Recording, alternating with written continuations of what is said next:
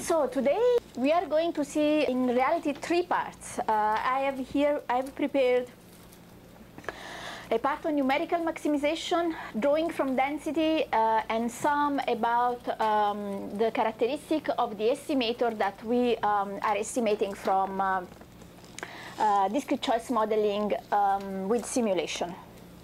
Okay, so usually if you have some experience with discrete choice modeling, usually you don't care about maximization in the sense that you specify your own model, you specify the utility, you give the utility to the software, and the software delivers you the results. So you don't really care about which is the maximization procedures that is behind the software.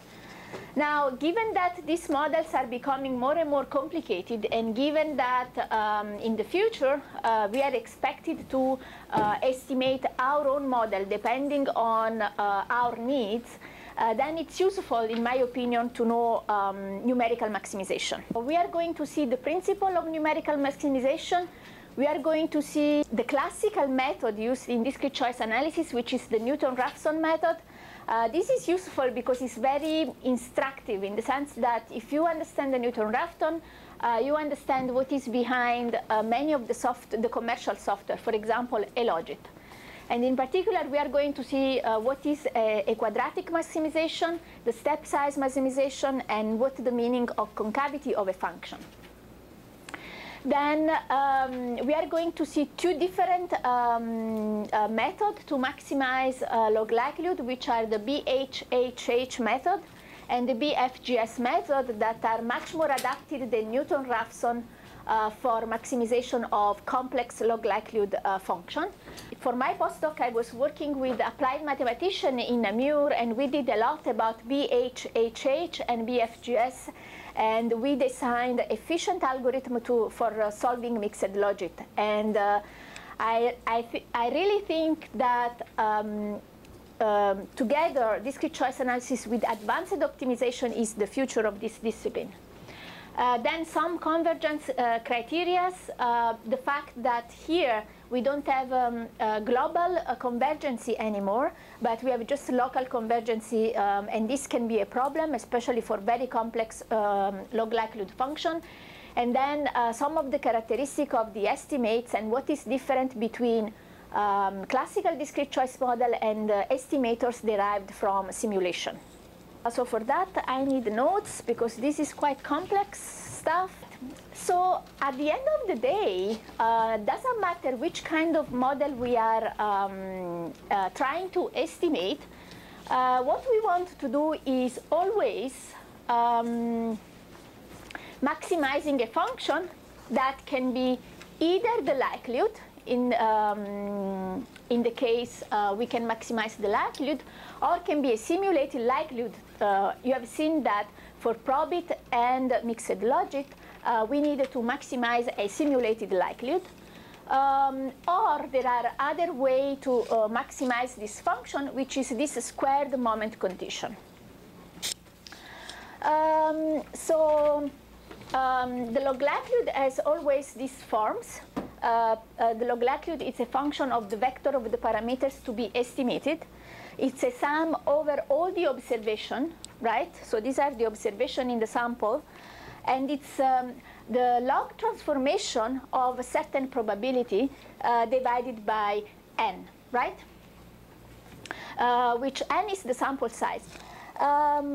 Usually in transportation, the results that you have is not divided by n. Remember, the huge number that you have at the end, the log likelihood at the parameter, is not divided by n.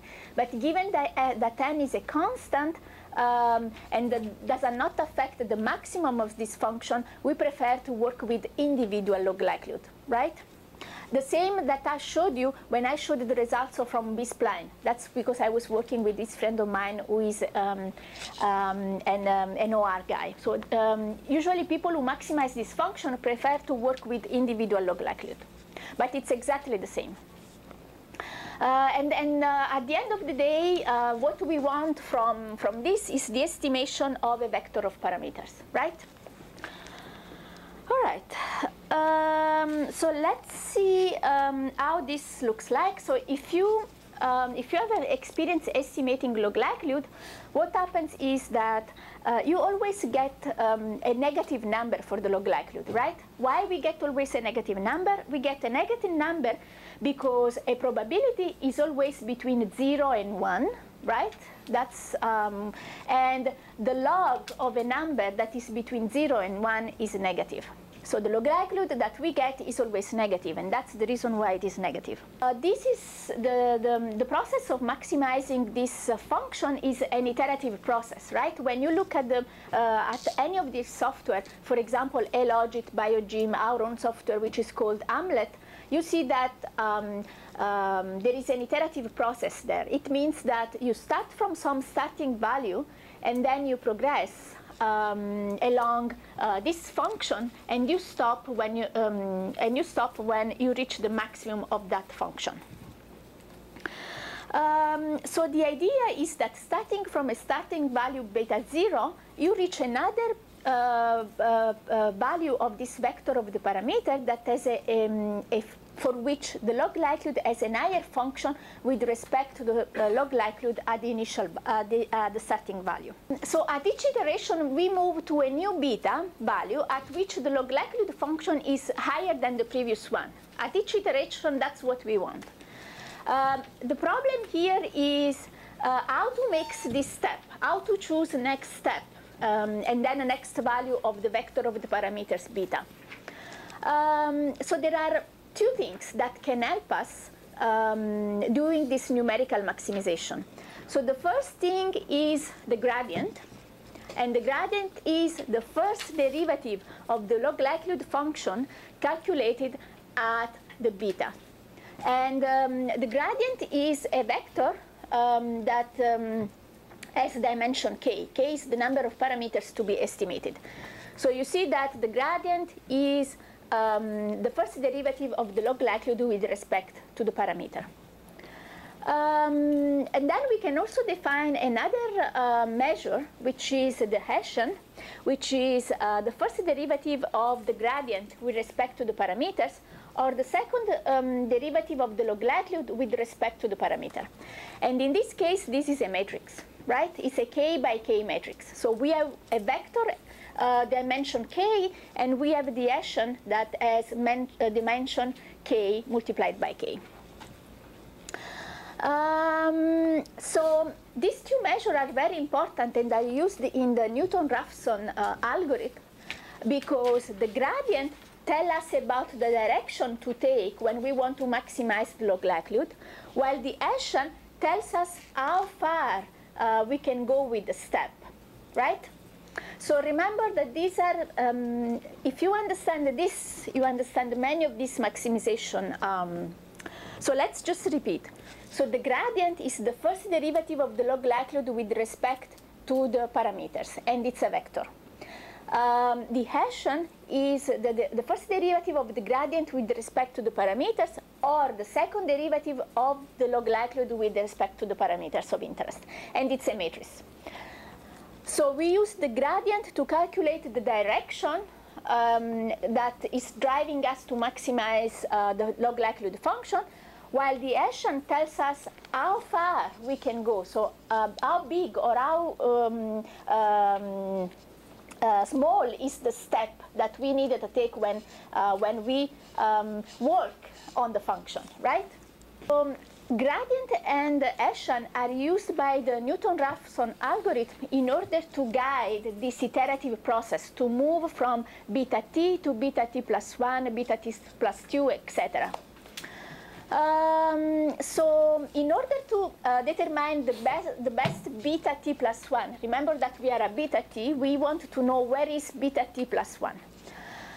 So what we do, we take a second order Taylor approximation of the log likelihood around beta t. And this second order Taylor approximation is function of the gradient and of the Hessian, right?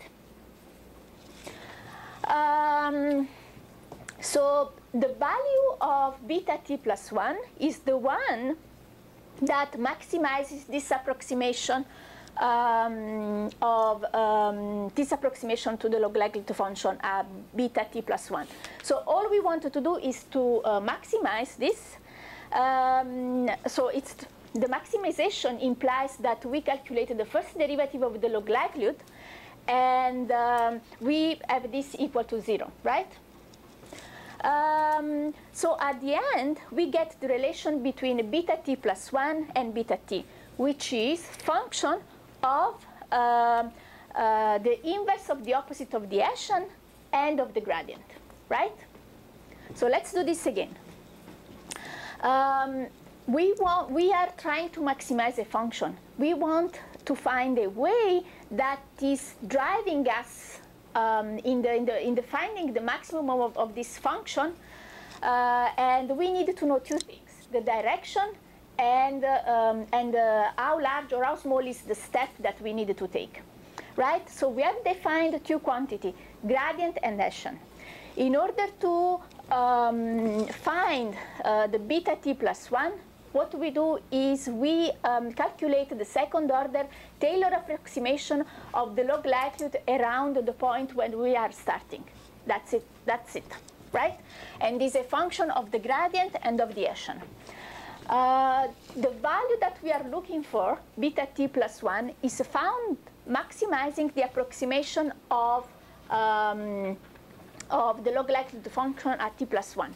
So we calculated the first derivative at t plus 1, and we put this equal to 0. That's the way you find the maximum, right? And then solving this, you can get a beta t plus 1, which is the previous value of the beta plus the opposite of the inverse of the Hessian multiplied by the gradient. So if this is clear, let's work with one dimension, because then you can see what's happening there, right? So suppose that we have that the log likelihood is just a function of one parameter's beta, right? It's just a simple model in which you have a log likelihood that is a function of one parameter, and we are working along this log likelihood trying to find the maximum, right? The direction of the step follows the slope, so the indication for the slope is the gradient. The step size is inversely related to the curvature. Okay, so what happens?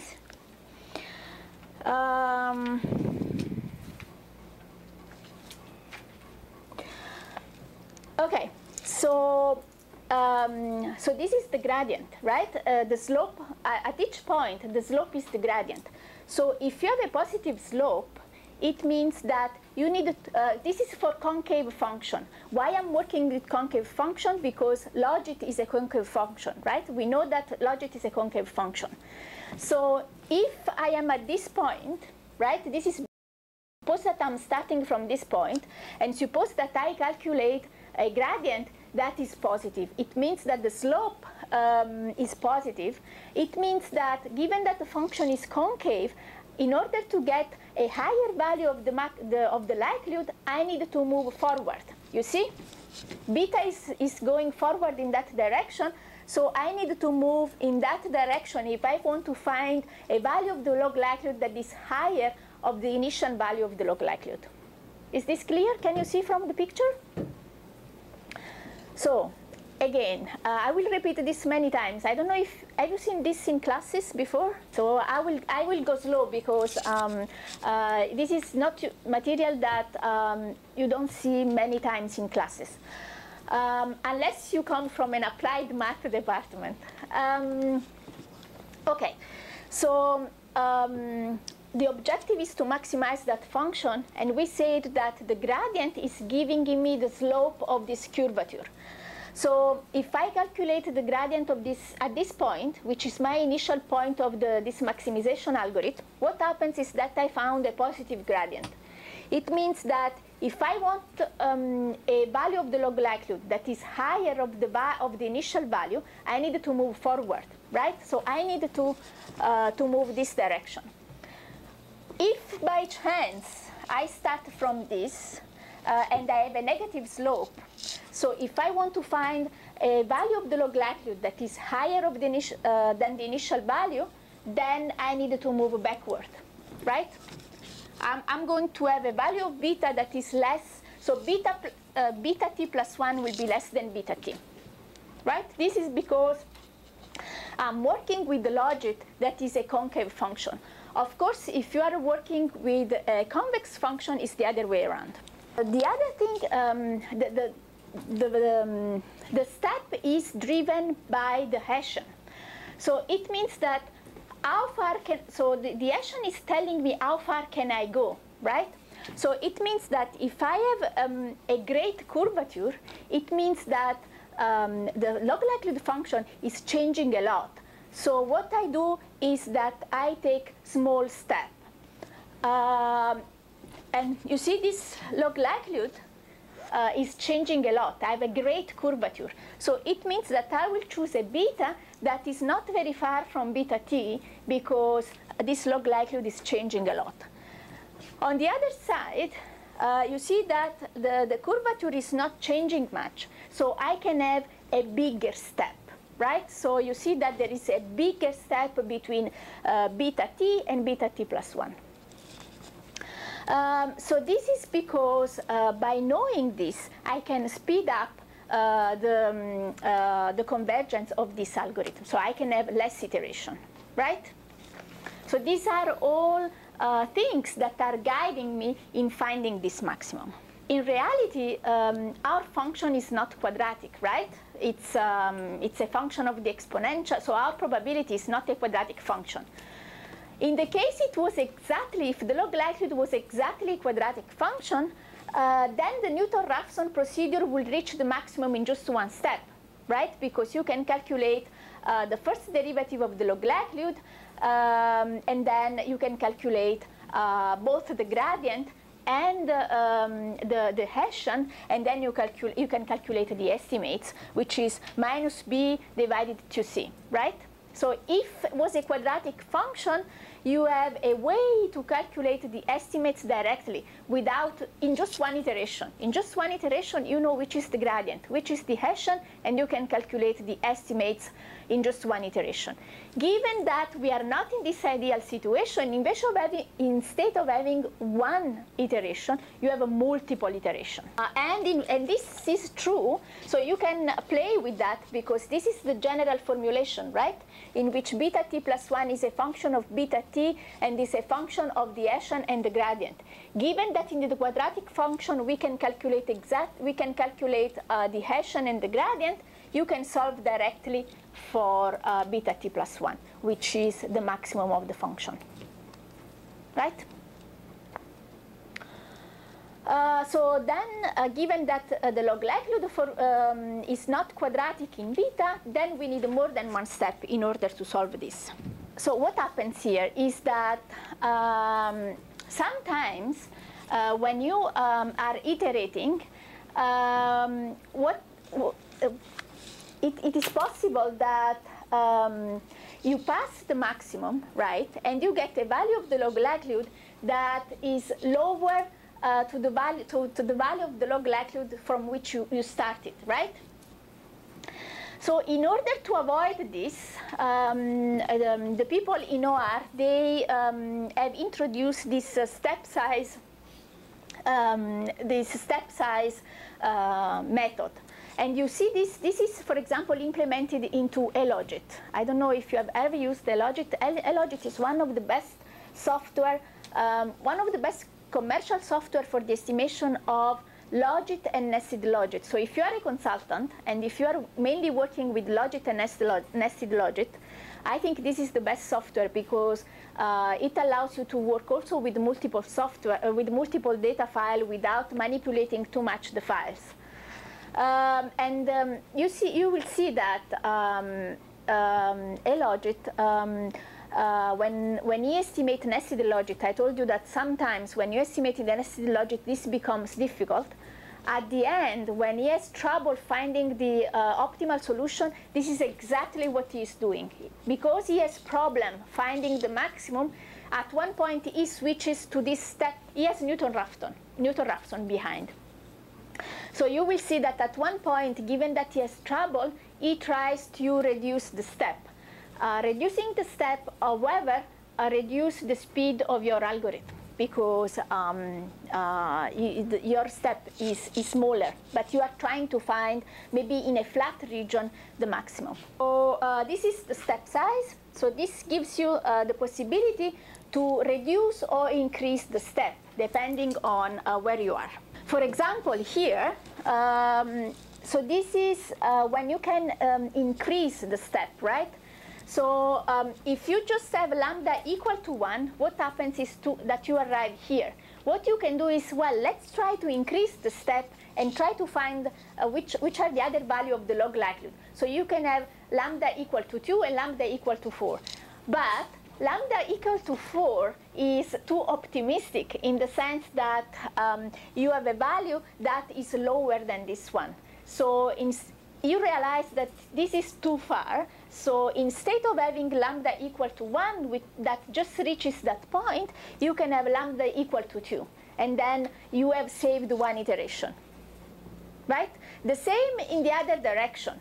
When you start from the beginning, for example, suppose that you are here, and with lambda equal to 1, you arrive here, then say, well, let's try to have a step size that is 1/2 or 1/4. And then you have a step that is much smaller, and then you try to find the maximum in a smaller region. So it works both ways, but for example, in a Logit, it works when he has trouble in maximizing the function with lambda equal to 1. So he tries to find the maximum in a smaller region. If the log likelihood function is globally concave, which is the case of Logit, then the Newton-Raphson procedure provides an increase in the log likelihood at each iteration. That's why a Logit, which is globally concave, is so easy to estimate with Newton-Raphson. And the Newton-Raphson, you will see that is not adapted anymore for advanced discrete choice model, right? So a Logit is globally concave. If you apply Newton-Raphson linear search, this is good enough because the log likelihood increase at each iteration. And in fact, you can demonstrate this, because if the log likelihood is concave, then the Hessian is negative definite at all values of beta. The slope is declining, and the second derivative is negative, right? So we define a matrix positive definite if this is what happens for any value of x. And so if you consider a first-order Taylor approximation of the log likelihood around the point in which you are working, we have already, so this is the first-order approximation.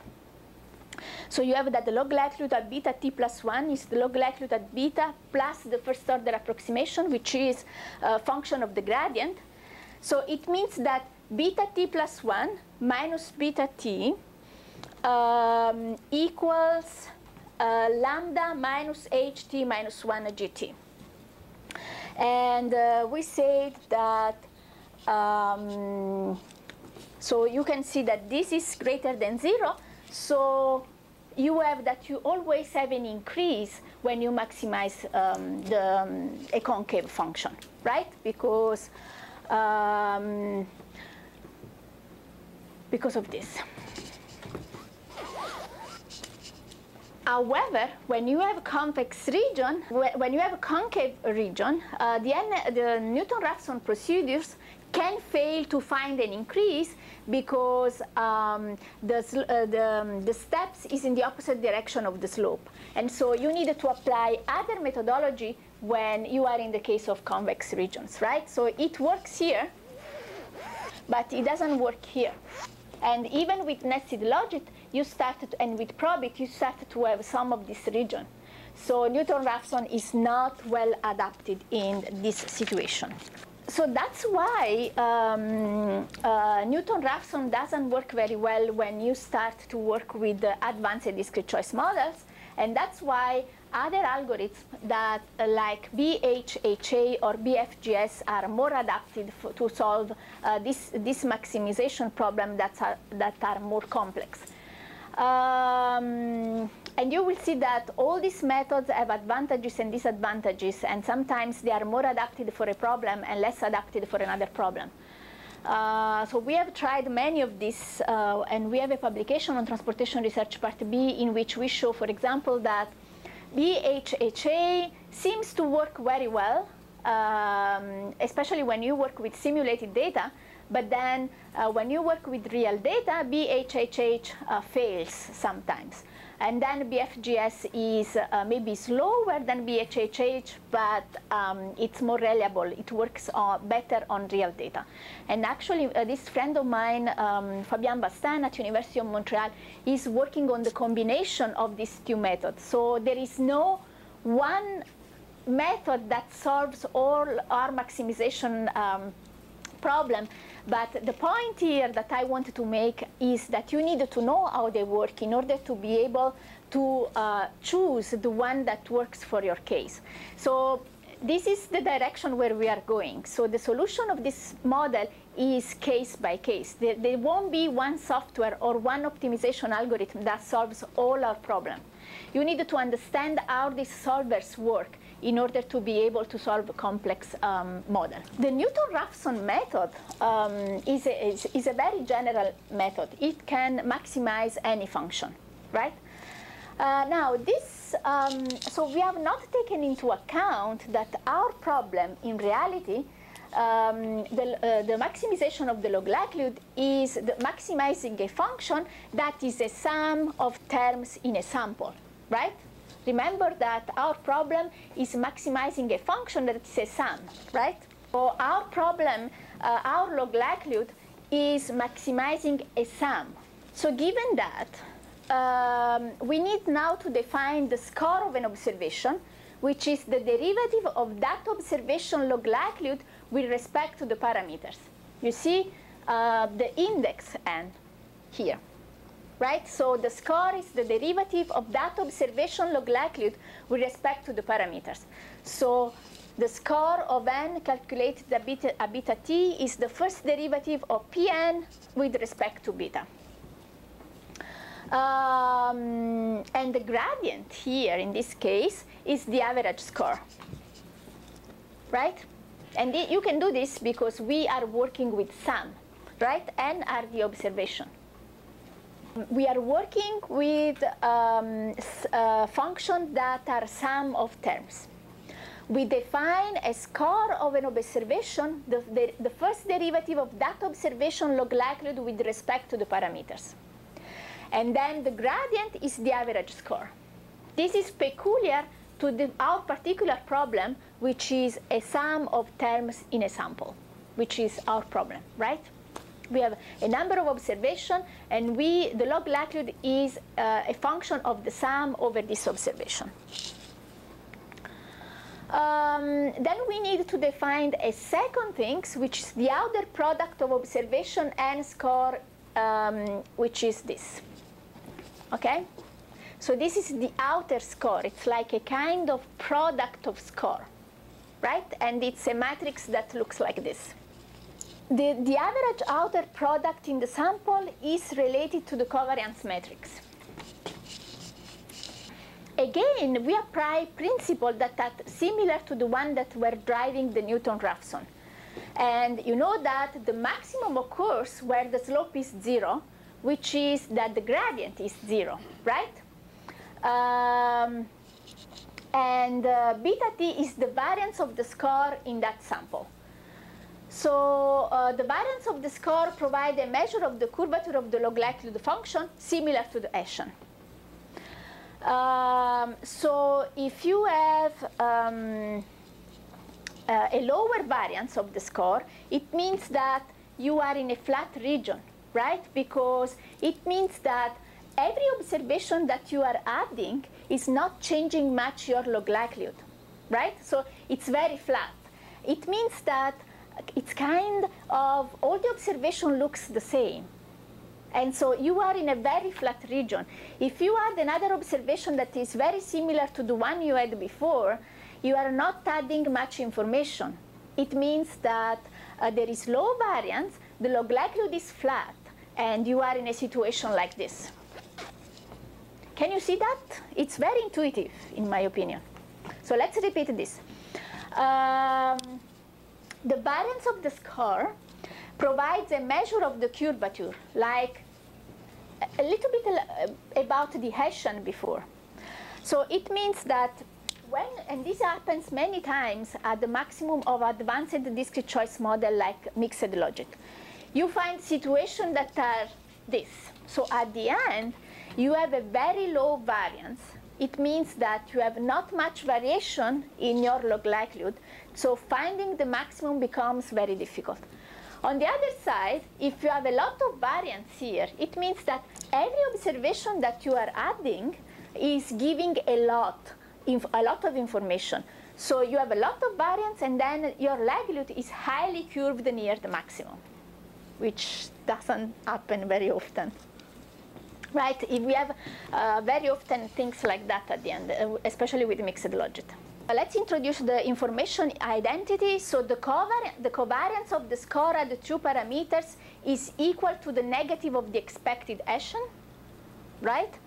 And BHH use, so instead of working with the Hessian, you work with this. This should be B.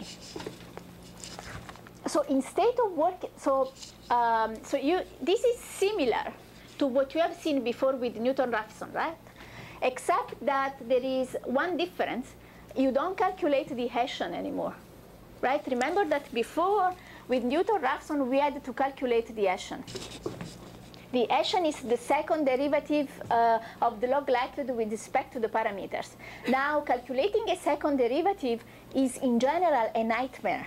So if you can avoid the calculation of this Hessian, you will save a lot of computational time. So that's what the score is doing. And what you need to calculate instead of the Hessian is that matrix. But this is function of the score. And the score are the first derivative, which is much easier to calculate, and also you need to calculate the gradient anyway, because you need to because the maximum is where the gradient is 0, right? So you save two things: the fact that you already have the gradient, because you need to calculate the gradient in order to find the optimal, and also you are avoiding the calculation of the second derivative, which is very difficult. We don't need to calculate the second derivative, and this is necessarily positive definite, so it means that BHHH procedure is guaranteed to provide an increase in each iteration, even in convex portion of the function. So you have also this other advantage, which is we have seen that this was a problem for Newton-Raphson. So these are the main two advantages of BHH. Okay. The problem with BHHH is that this beta t is equal to minus ht just for correct specified model, which again, it's not true. It's never true with the real data. That's why when we did all these experiments and we were using BHHH, it was working perfectly on simulated data, because we were working with mixed logit on simulated data. So we knew the coefficient, we created data that were perfect, that were following, I don't know, distribution that were known. So that's why when applying BHHH on simulated data, we got excellent results. The algorithm was very fast, even with complicated model. But this was because this was this, and B minus 1 was equal to minus HT, because the model was well specified. in real life, this never happens, and so BHHH can fail for real cases. Yeah. What's the noise in real data?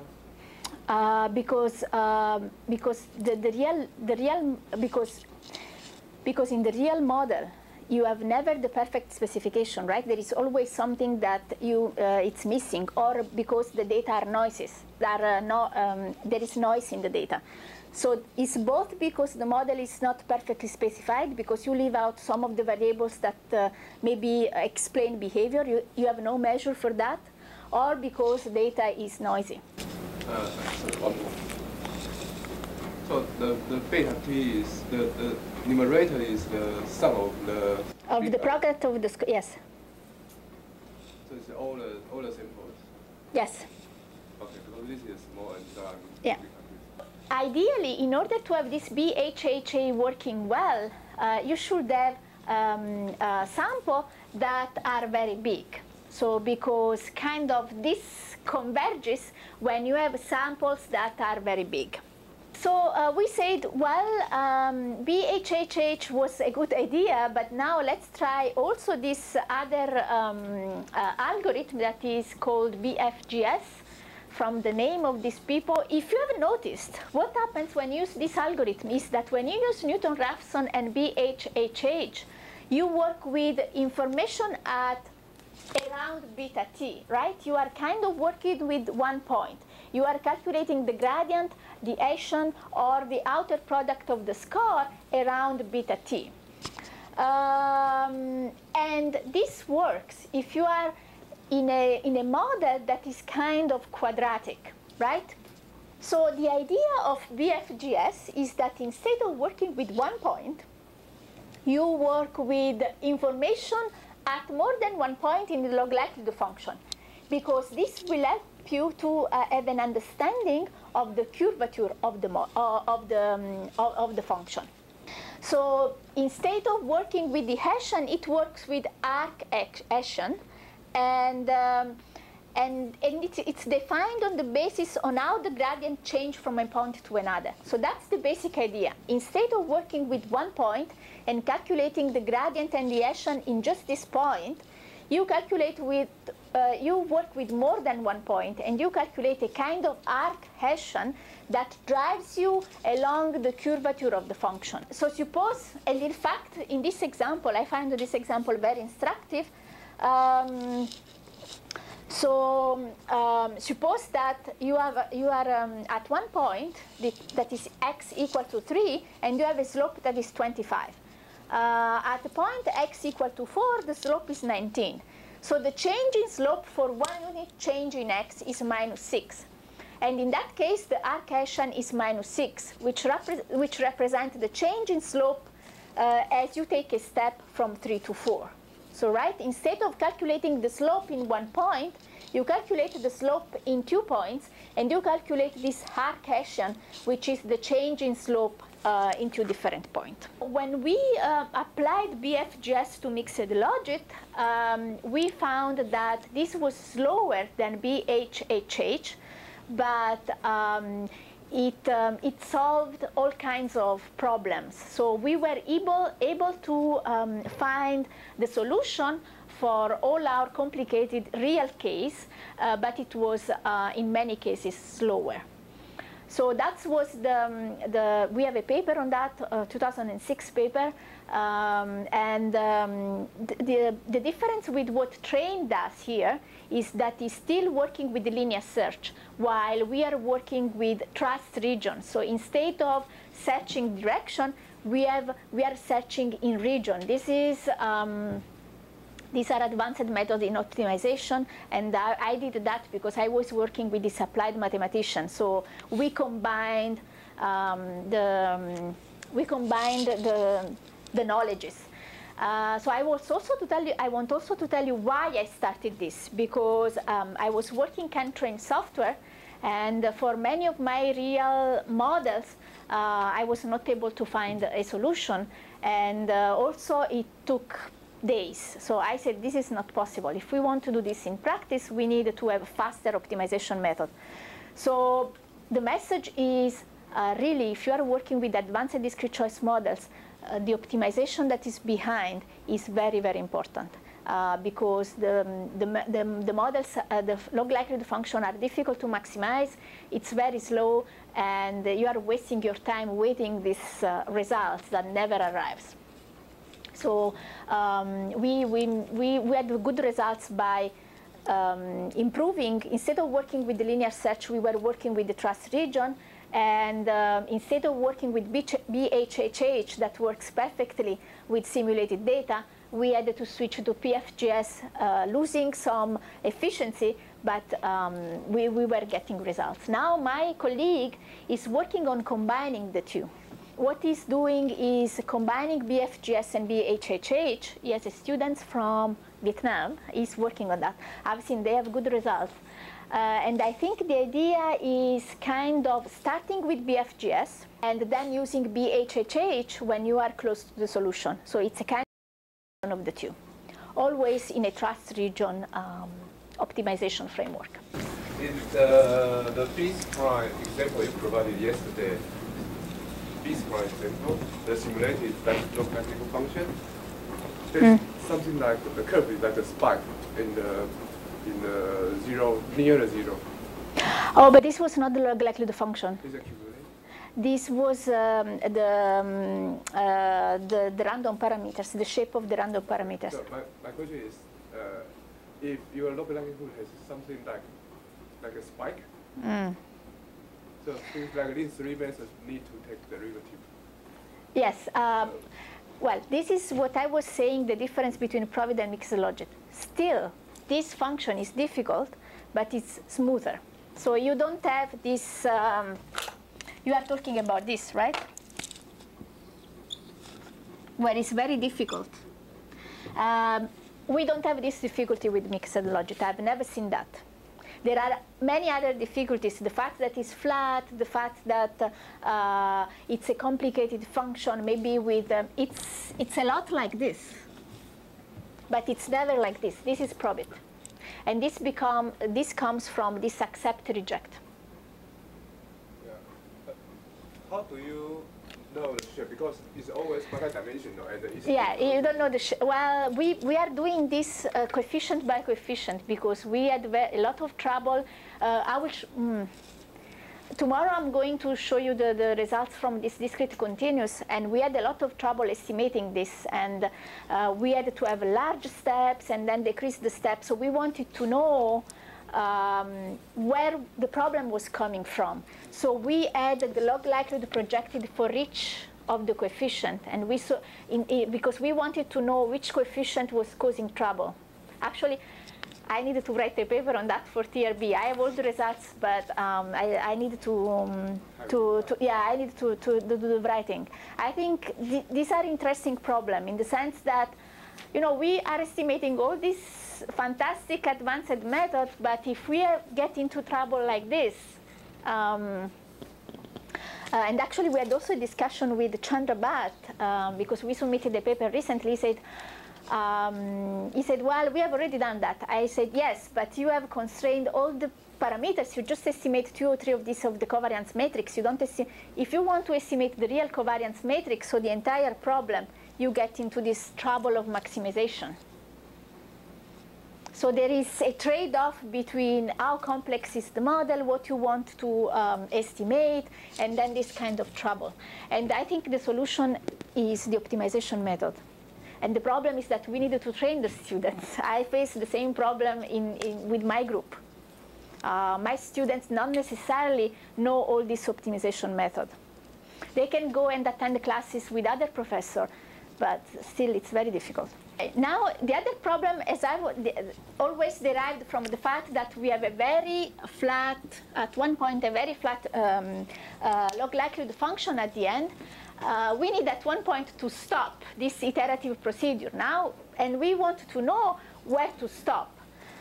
So we need to have some convergence criteria in order to tell to our algorithm, please stop because we are close to the maximum. So what happens, especially with mixed logit, is that at the end, you have very small changes in the beta and in the log likelihood. So by making more iteration, your beta don't change much, and your log likelihood don't change much, right? However, the gradient vector is not close to 0. So it indicates that your numerical routine is not effective at finding the maximum. And believe me, this is what happens in mixed logit. So your beta doesn't change, your likelihood doesn't change, and still your gradient is not 0. So convergence is sometimes assessed on the basis of the gradient vector itself. So you have two procedures to fix this convergence criteria. The first one is determine whether each element of the gradient vector is smaller in magnitude than some value that the researcher specifies. Usually we work with 5 or usually when you work with Logit is E minus 6, but you cannot afford to go so low for mixed logit. So you relax a little bit this convergence criteria. Or divide each element of the gradient vector by the corresponding element of beta, and then determine whether each of these quotients is smaller in magnitude than some value specified by the researcher. So either you work with each element of the gradient, either you work with a ratio between the gradient vector and the corresponding element of beta. Or you can normalize for the units of the parameter and then determine, you have this second approach, but I think we do this. This is not global. You never find a global maximum for all these models, so you have global maximum just for Logit. All the rest is local maximum, so there is no only one maximum. Well, the classical way to investigate the issue is to start with different starting values and see if you get to the same final value by starting from different starting value. Although, from my experience, this is not the main problem. At least with our optimization routine, this has never been a problem, in the sense that, for example, Mamassani, when he saw my results, he was very concerned about this local versus global maximum, because he has done a lot of work with Probit. But in my experience, honestly, if you have a robust routine optimization, this is not the main problem. And I've seen many of these mixed logits. So how did you convince Mamassani? Yeah, he hired me, so it seems that that he was convinced by this. Yeah, it was one of the questions that he asked me when he saw my results. He said, "Are you sure that these are?" Yeah, because he has done some work on this with Probit. So I think he has a routine to find different starting values and to ensure that he has global maximum. Yeah, in my opinion, this is not the main trouble with advanced discrete choice models, especially with mixed logit. And also I'm working with this guy in Montreal, and he's very skeptic about the people who claim that they can do global maximization. He says, you know, it's a waste of time. It's always local, and there is very little you can do to show that this is global maximization. And he's an OR guy. So now some properties of the estimators, and in particular the variance of the estimates. Remember that we are not just interested in points estimates, which are the beta, that we are interested in two things. The points estimate, you want the beta, but you also want to know the variance of these estimates, right? The variance is you want to calculate your t-statistics. So you want the beta, and you want to know if this parameters is significant or not. And this significance comes from the variance of the estimates. So we know that for correctly specified model, again, correctly specified model, we have also a paper on that in which we show that this is not true for mixed logit. What happens is that this converges in distribution in a normal with zero mean and minus h minus 1, with the inverse of the opposite of the Hessian. So it means that the estimates converges in distribution to the true parameters. This h is the expected Hessian of the population. And the negative of the expected Hessian of the population is often called the information matrix. It's from where you calculate the standard error and then the statistics. So the difference between the estimators and the true value, so this is what you get, right? This is what you get from your estimation. These are the true value in the population. So the difference between the estimator and the true value normalized for the sample size, this is the normalization, this is the sample size, converges asymptotically to a normal distribution centered to 0, and with covariance equal to the inverse of the information matrix, right? This is a very classical result. This is telling you that your parameters are converging, the estimates are converging to the true parameter of the population, and that you can calculate the variance by using the inverse of the opposite of the Hessian.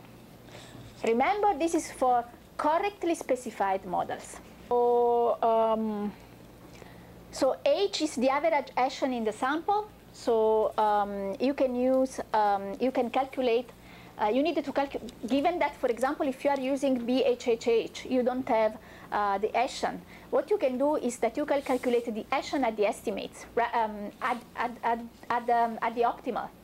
So you just calculate the Hessian at the end of your iteration procedure. So what you do is you don't use the Hessian to arrive to the optima, but you use the Hessian just at the end in order to calculate the variance of the estimates. And in fact, this is what CanTrain is doing. If you use his software, and when he finish with the optimization, you wait another half an hour in order to get the coefficient, because what he's doing is calculating the Hessian at the point estimate in order to calculate the variance of the estimators. Now, for non-correctly specified models, this is minus h minus 1 is not good anymore, and you need to, in order to calculate the variance of the estimators, you need to use this, which is called sandwich estimator. This comes from the robust optimization. So we suggest that for mixed logit, you use this instead of using minus h minus 1. It's not good for mixed logit. And so V is the variance of the score in the population, and H is calculating just at the final iteration, right? And you will see we have a paper from 2012 or 2011 in which we show the difference between H minus 1 and H minus 1 VH minus 1, and there is a huge difference. Another things that we are using quite often is the bootstrap. Have you heard about bootstrap? Sampling, right? So you calculate the variance of the estimates by resampling the population with replacement. And it's very easy to calculate, and we demonstrate that for mixed logit, this reproduce the variance of the estimates with bootstrap, not H minus 1. Because we are in a case in which we are very far from correctly specified models. The problem with bootstrap, so many people now in transportation are using bootstrap because inverting this Hessian at the end is a nightmare, especially the Hessian that comes from simulation, especially the Hessian from the probit. So what happens is at the end, you cannot invert that Hessian, and you cannot get the variance of the estimates with this. Now, from my experience, it doesn't happen with mixed logit, but it does happen with probit. And we need to go with bootstrap, otherwise we don't get the variance of the estimates. And I have heard the same story from Chandra Bhatt. He's working again with probit, and he's using bootstrap at the end because it's very difficult to invert that Hessian at the end. However, for mixed logit, we were fine. We have always been able to invert that matrix and obtain the variance of the estimates. Okay, so a number of suggestions. Calculate the deviation just at the end. You don't need to calculate the deviation during the optimization process, but use the sandwich estimator for the variance of the estimates in state of minus h minus 1. And in the case everything is too difficult, just go for bootstrap. Question. Today is going to be like this. I'm afraid I know that this is boring, but I want you to give an idea of what's going on in when we estimate these models. I think it's very important. People don't have slides. No, because I'm working on this, so yes, the slides are on this computer. Usually when I teach in Maryland, I write on the board, because if I have slides, I'm too fast, and my students complain. So usually I write, so this slows me down. But given that here they wanted slides, I'm kind of working with my students, Nayel, who is acknowledged here and who did a lot of work helping me with these slides. So when you are talking about you need to write your own code, and it means because like BFGS or BHHH have been some routines in some software. Yeah, well. How we need to write by ourselves. Well, at least, for example, at least you need to know how to use that code, because the routines are there. And also you need, for example, we are using these solvers, solvers that implements BHHH, BFGS. You can use that. The problem is that you need to know how to adjust the step, when to adjust the step, if it doesn't work, why it doesn't work, and so on. So yes, you can use things that is out there, but you need to know where your problems are coming from. So the second part of my talk, I have 3 parts, is drawing from densities. You realize why this is very important, because we are working with random variables all the time. We are working with density. Remember that in mixed logic, the integral is a function of the density, so we need to know how to work with these random variables and how to draw from density. So this is an entire chapter in Ken Train book, and so it gives you indication on how to draw from density. And again, this is something that statisticians, they know how to do it, but us in transportation, we are not usually familiar with this kind of stuff. So you have seen how multidisciplinary we needed to be. We have seen we needed to know about optimization. The chapter before was optimization, was OR. And we needed to know statistics, because drawing from density is really the job of a statistician. So I have these students from statistics, and he's very good in drawing from densities. He's a magician of drawing from densities. Okay. So this is what you needed to know. We are working with random draws all the time. So we needed to know, to understand how to draw from normals and uniform, at least. You needed to know how to transform standard normal, because we have seen that many of the random variables that we use for mixed logic are transformation of normals, right? So we needed to understand how to draw from uniform, how to draw from normals, and how to transform standard normal. We needed to know how to invert a cumulative distribution function for univariate density. We also work with truncated univariate density, and we needed to know how to work with Cholesky transformation when we work with multivariate distribution function, right? When we have correlation across all these densities. What has been also very popular in transportation, there are a number of famous papers from Chandra, from Ken Train, and from other people, including ourselves, in which we apply variance reduction techniques in order to solve the integrals. Remember the integrals of the logit, of the mixed logit? So we have, let's do this way. Right, we have a density of coefficient, and we needed to integrate this. And we solve this with the simulation. And there are people who, mathematicians, so there is a vast body of the literature of people that are just solving this integral with variance reduction techniques, or instead of using Monte Carlo simulation, they use quasi-Monte Carlo simulation, which are variance reduction techniques. So there is a huge body of the literature, which is not in transportation, that does this. So you can have a systematic sampling, you can have Alton sequences. Whoever heard of Alton sequences? Alton sequences everywhere in transportation, although this is not the most efficient way to do variance reduction. It's very easy to implement. It was very easy for Chandrabhat to introduce this 10 years ago, but this is not the most efficient method if you talk with people who are expert in variance reduction techniques. And these were other ways to manipulate the Alton sequences for a number of problems that appears when you use Alton sequences. But there are other techniques that are not described here, but are more efficient than Alton sequences. Essentially, remember that we don't have closed form for the choice probability of mixed logit or probit. So we need to solve this integral somehow. And now we know that a way to solve that integral is simulation. Simulation, what is simulation? Simulation consists of drawing from a density, calculating a statistic for each draws, and averaging the results, right? So this is the statistic of interest, which is the logit in the case of mixed logit.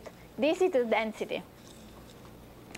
So that's why drawing from density. So at the end, instead of solving the integral, you calculate the statistics many times by drawing from the density, and you average the results over these draws, right?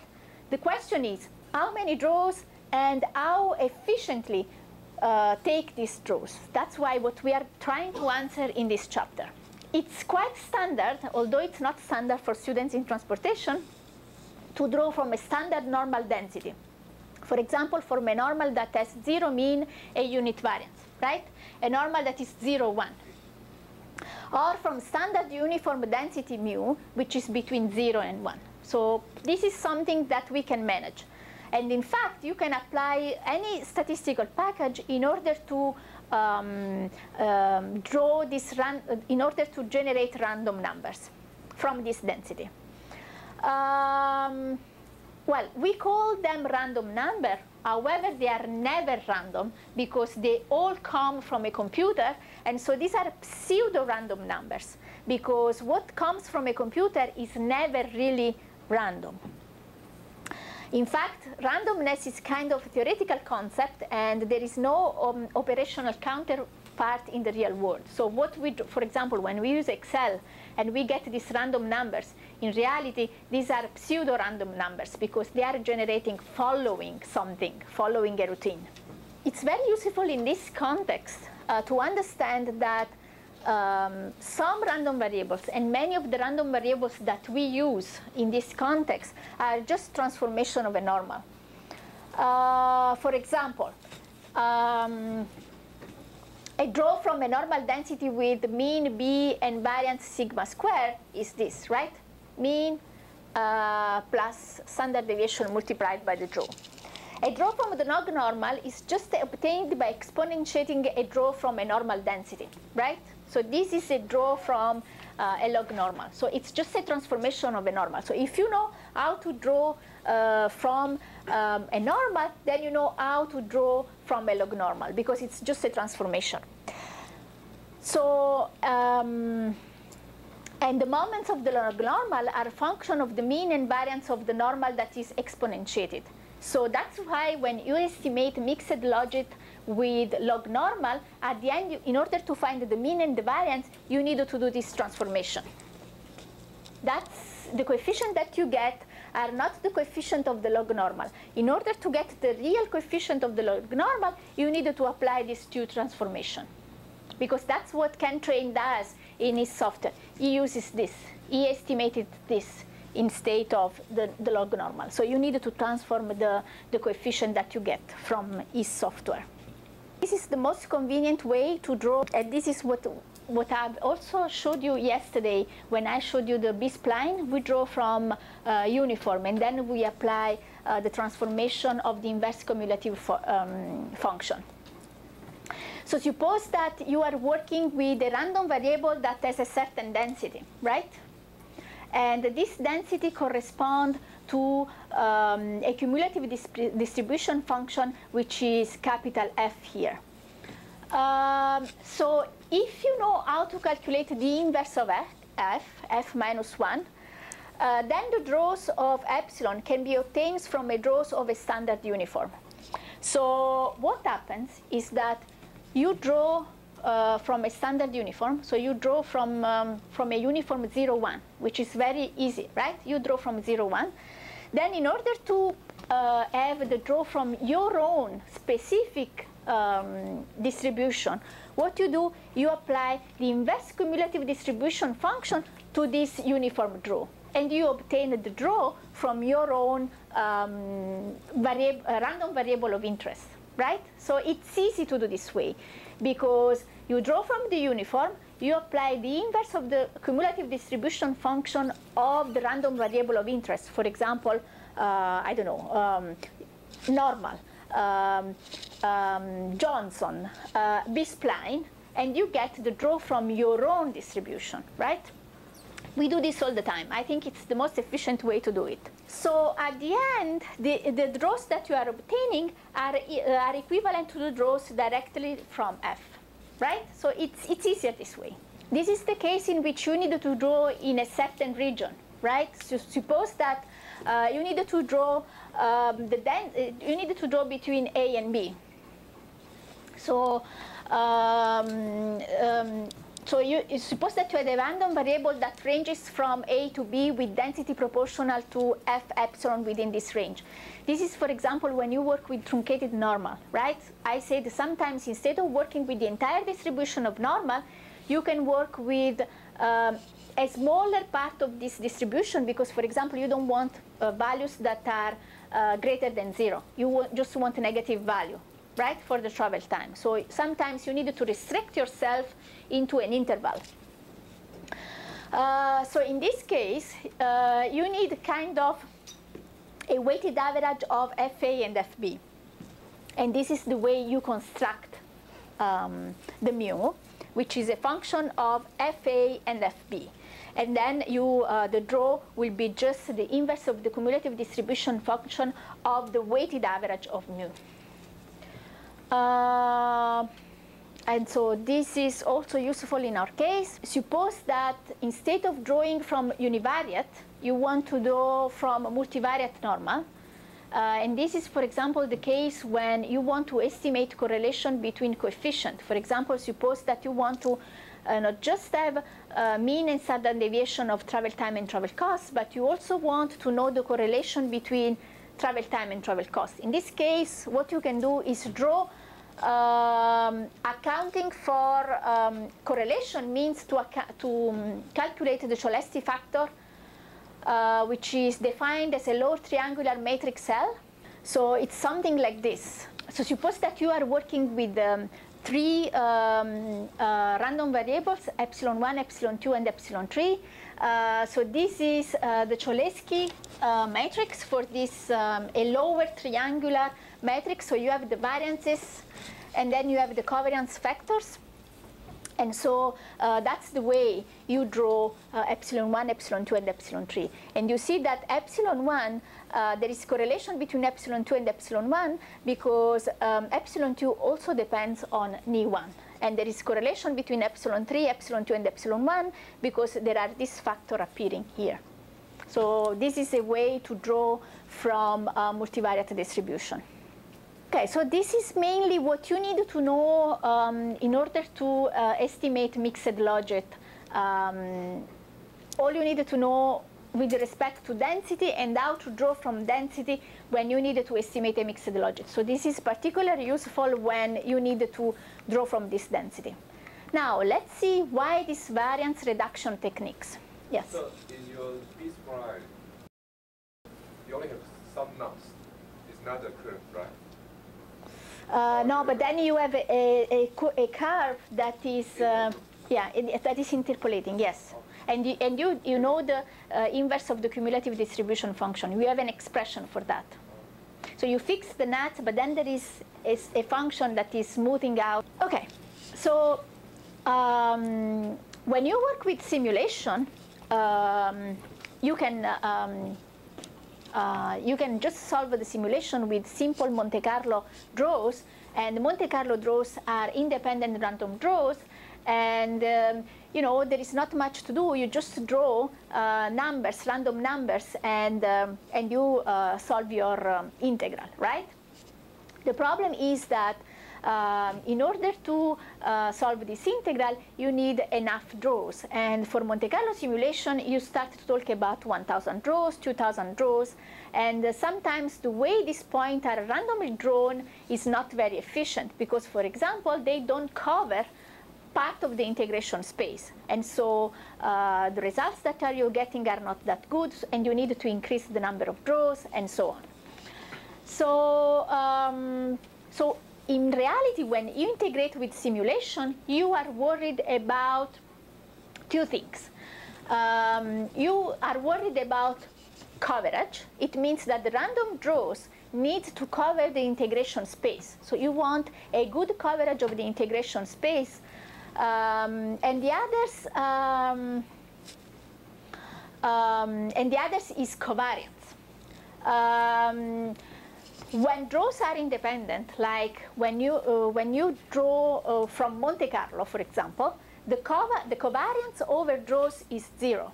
If this is true, if the covariance over draws is 0, then the variance of a simulator based on R independent draws. So now every time I'm talking about R is the number of draws, right? For example, Monte Carlo is 1,000 draws, 2,000 draws, 500 draws. Now, if these draws are independent, the covariance over draws is 0. It means that the variance of a simulated simulator based on R independent draws is the variance based on one draw divided by R, right? If the draws are negatively correlated in state of independence, the variance of the simulator is lower. And that's what you want, right? You want variance reduction technique, techniques that reduce this variance in an efficient way. And let's see what we can do. This is, for example, remember we are talking here about coverage of the integration space. So let's see how we can solve the coverage of the integration space first. So suppose that we are working in one dimension. And suppose that we are drawing from 0 to 1. If you are drawing randomly, suppose that you are just drawing with Monte Carlo. For example, you have 5 draws. You can have 1 here, and you can have 3 here. Bad luck, right? So this is what happens when, for example, you draw with Monte Carlo. You have a poor coverage of the integration space. One way you can kind of improve the way you cover your integration space is by constructing antithetics draws. So it's kind of you start from one draws, and then you are creating mirror images of these draws. What does it mean?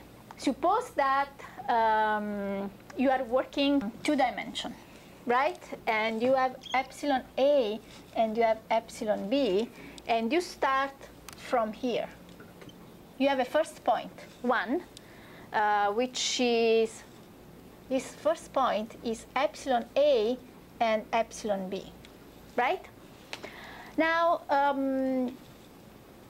you want to cover this integration space, so what you can do, you can create a mirror image of 1. So the second point that you are drawing is 2, which is minus epsilon 1 minus epsilon B, right? So this is the second point. Is the mirror image, well, this should, is the mirror image of epsilon 1. And so you can go ahead with this procedure. And in fact, you are reducing the variance this way because the correlation between a draw and this antithetic variance is exactly -1. Then the variance of their sum is 0, right? Because the variance of epsilon 1 plus epsilon 2 is the variance of epsilon 1 plus the variance of epsilon 2 plus 2 times the covariance between epsilon 1 and epsilon 2. So this will be 1 plus 1 minus 2, which is 0. You are reducing the variance, right?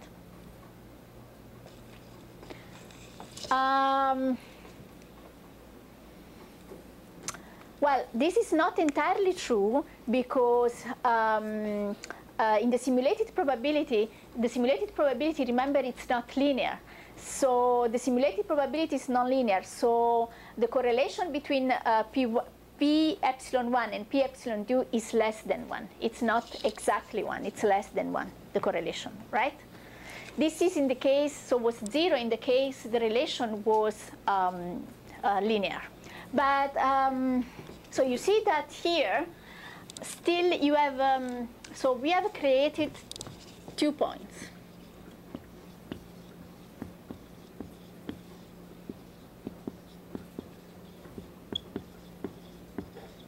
Right, but still we have 2 quadrants of this integration space that are not covered.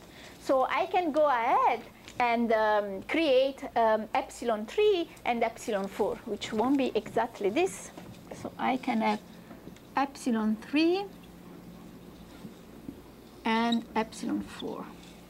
So what happens is that point 3 is going to be minus epsilon A, epsilon B, and the point 4 is going to be epsilon A minus epsilon B, right? And then I'm sure that I've covered, at least with 1 point, the 4 quadrants of the integration space in 2 dimensions.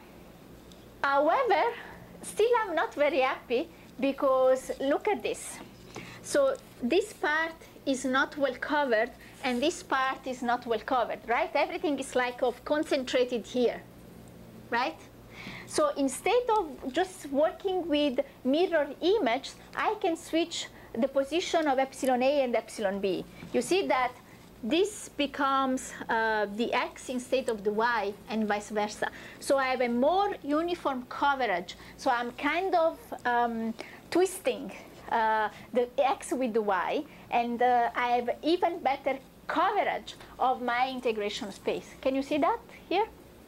Right, so my objective is really to have a good coverage of the integration space, because in that case I can use less draw and I can save a lot of computation time when I do the simulation, which is the main concern of simulation when I'm trying to solve this integral, right? So this is quite easy. This colleague of mine, Ia de Stagiaire from France, and she did that and she implemented this. This is kind of a good exercise maybe for a master thesis. All right, so this is one easy way to see coverage of the integration space. Another way, it's another also easy way, it's this systematic sampling. So you can cover the integration space just by systematic sampling. For example, so suppose that you are working with 1 dimension, so you can divide your integration space. In this case, it's just an interval into 4 segments, right? We are working always with 0, 1. So I have 0.25, I have 0.5, and I have 0.75. In this case, what I can do is I draw an uniform between 0 and 0.25, right? Suppose that I draw 0.008. So I'm here, right? Then I add 0.25 to this initial value, and I have 4 draws. In this case, I'm sure that I have a point in each of the segments in which I've divided my integration space, my interval, right? This is exactly what it's doing. So I'm drawing just epsilon 1, and then I'm deriving epsilon 2, epsilon 3, and epsilon 4 by just adding the length of this interval. The issue now is how many draws or how many intervals, right? Because, for example, suppose that I want 100 draws, I can take just one row and then construct all the other points from this one row. But you see that you realize that here I have a good coverage, but I don't have a lot of randomness, because all the rows are generated just from one row. I have a good coverage, but not randomness. But if I have fewer segments, I can have more randomness. So I can draw more random number and have fewer segments. So it's a trade-off between fewer segments, between segments and how many numbers I draw. All right, now the famous Alton sequences. So who knows about Alton sequences? Who ever heard at least Alton sequences in transportation? Yeah. Alton sequences, I think 99% of the people, no, maybe 90% of the people working with the mixed logit are using Alton sequences. Because all the main commercial software, they are based on Alton sequences. So CAN-trained software is based also on Alton sequence. Actually, in CAN-trained software, you have the choice. You can either work with Monte Carlo or with Alton sequences. BioGym, I think by default, he has Alton sequences. So now in commercial software for mixed logit, you don't even know, but you are using Alton sequences. So they are hidden somewhere in the software.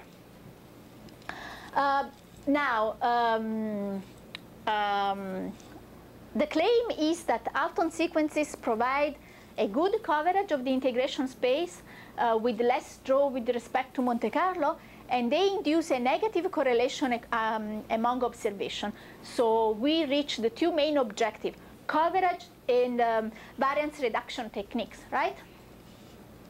So Alton sequences are defined based on a prime number. So you need to choose from which prime number you want to start your sequence from. So suppose that you start from 3, which is a prime number, right? So we defined all, but you can choose 7, you can have, I don't know, another 11, and so on. And usually, actually, when you work with multidimensional integram, you need to work with different prime numbers. Otherwise, there will be correlation across the sequences that you are creating. But let's see, let's do one at a time. So suppose that I'm working with a unidimensional integral, right? Suppose that I'm working with a mixed logit that has just one random coefficient or one error component. Unidimensional integral, I need to generate one sequence of random draws. And suppose that I've chosen the prime number 3 to generate the sequence. But as I said, I can choose another prime number, 7, 11, and so on. OK, so my integration space, which is just one interval, so the unit interval is divided into 3 segments, right? And the sequence starts with 1/3 and 2/3. So the first 2 numbers in my sequence are 1/3 and 2/3. So it means that my sequence, so the first random numbers in my sequence are 1/3 and 2/3. My objective is to generate a sequence like that.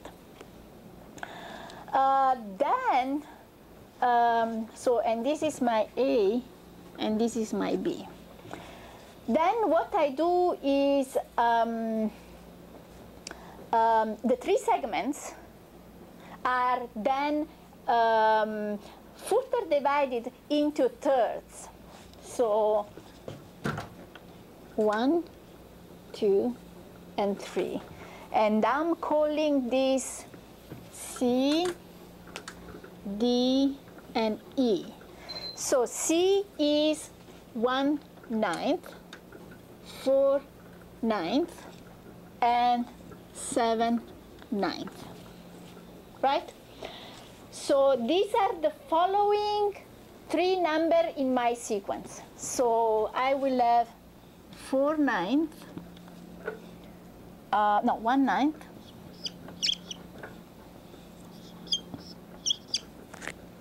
4/9, right? So I'm starting from the lower part of the segment. So I'm starting from the lower 1/3, right? So 1/9, 4/9, and 7/9. After that, I go ahead with the other. Can we get more of this?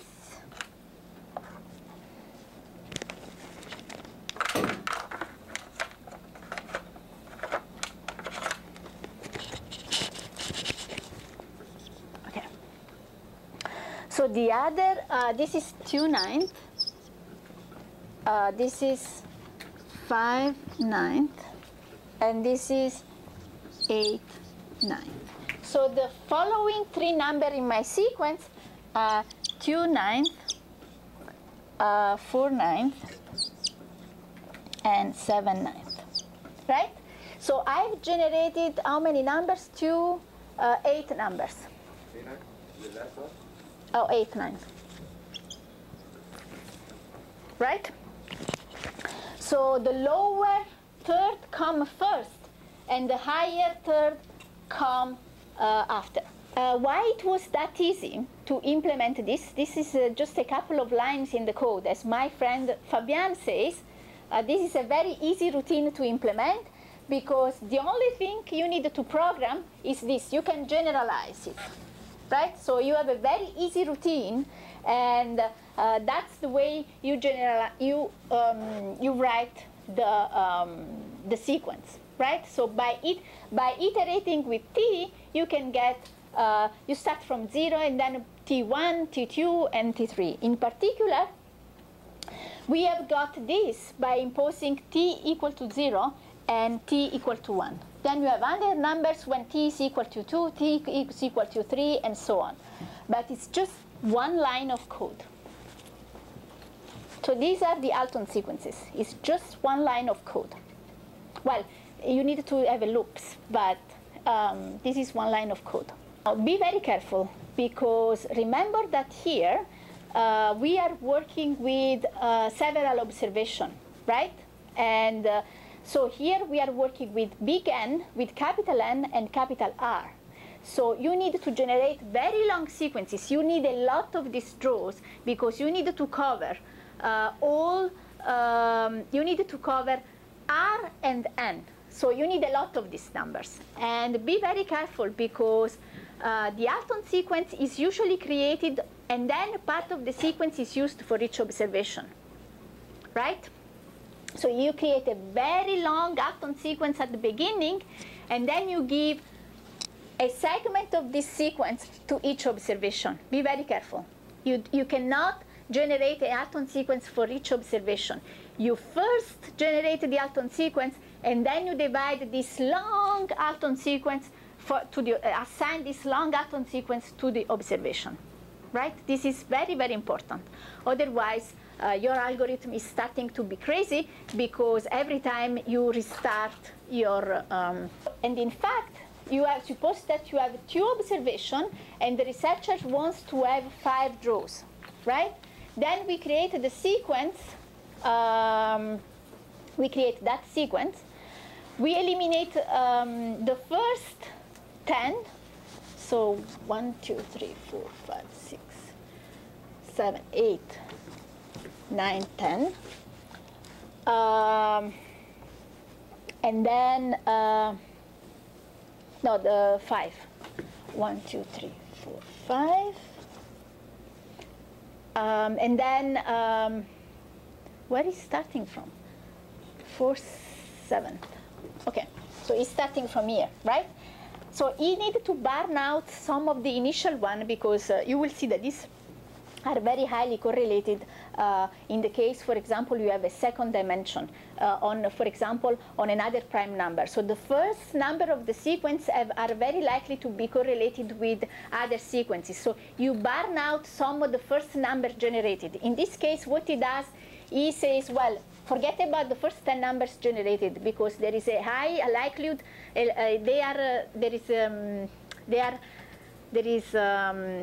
it's very likely that they are correlated with another sequence, right? So he says, forget about the first 10 numbers, and so you have 5 draws for each observation. So you need 5 numbers for the first observation. This number, so you have 4, 27, 10, 27, 13 on 27, 19 on 27, and so the sequence is this one. So if the sequence is this,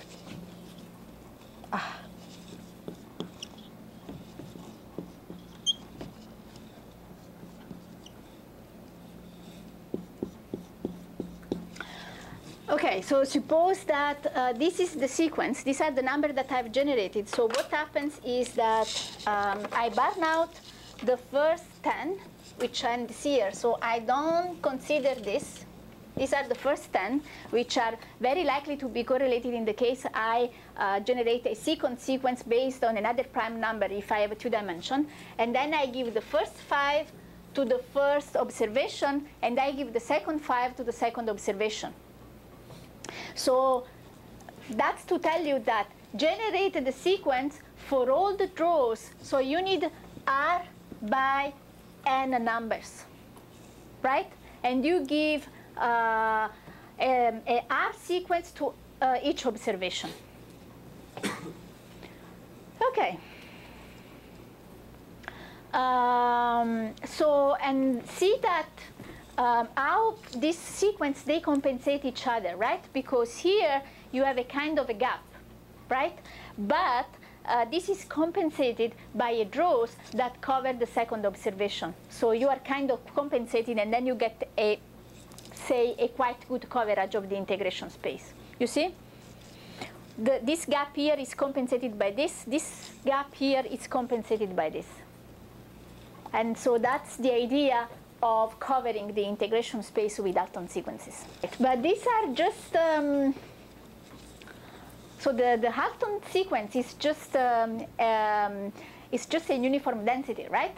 We are working with uniform, it's like drawing from a uniform density in a clever way, not randomly. But usually when we are working with normal, you just need to transform this uniform density into the normal. So what you do, you see, you work with the inverse of the cumulative distribution function of a normal calculated at 1/3. And you obtain the value of the normal. Then at 2/3, at 1/9, and 4/9. So it's just a clever way to draw from a uniform density. And then depending on the density that you have in your mixed logit, then you apply the inverse of the cumulative distribution function of that distribution. So for example, normal, right? But suppose that you are working, that's always the case, suppose that you are working with a multidimensional integral. Suppose that instead of having one random coefficient in your mixed logit, you have 2 random coefficients, for example, travel time and travel cost, right? So you need to generate 2 of these Halton sequences. So you generated the first one with a prime number that is 3, and you generated the second one with a different prime number, for example, 5, right? So you have a first Halton sequence generated by 3, and you have a second Halton sequence generated by 5. So suppose that you are working with 2-dimension, a 2-dimension integral, right? So you generate a first Halton sequence from 3, and you generate a second Halton sequence from 5. Or if you have 3-dimension, you use 7, 11, 13, and so on, right?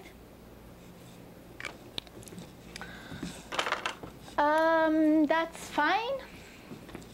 And that's why the initial terms of 2 Halton sequences are highly correlated. That's why you get rid of the initial 10 terms every time you generate the sequence, because the first 10 terms of the Halton sequence generated with 3 is highly correlated with the Halton sequence generated with 5. So the first 10 terms, we can afford to throw them away. So there is a problem with Halton sequence, and this is a very well-known problem for Halton sequence, is that once you start to work in high dimension means more than 10, I would say. So for example, if you have a 15 dimension, the prime number that you need to use is maybe 47. So these sequences start to be very correlated. For example, the correlation between the 14th sequence and the 15th sequence, you will see that are very highly correlated. So you can play with that and generate these sequences, and you will see that in high dimension, for example, between 10 and 15, you start to have correlation. And then if you have correlation, you don't have a good coverage of the integration space, right? That's what we wanted. So, Chandra suggested to do two things. One thing is randomize Alton draws. For example, what you can do is you take a draw from a standard uniform density mu, add mu to each element of the Alton sequence, and then you get a random Alton draws. So for example, suppose that, you know, the first number that we generated was 1/3, right? So you draw another random draws between 0 and 1. Suppose that you get 0.4. You add 0.4 to 0.33, and you get a random Alton draws, which is 0.73. And this is randomizing your sequence. So the coverage is the same, but you get it randomized.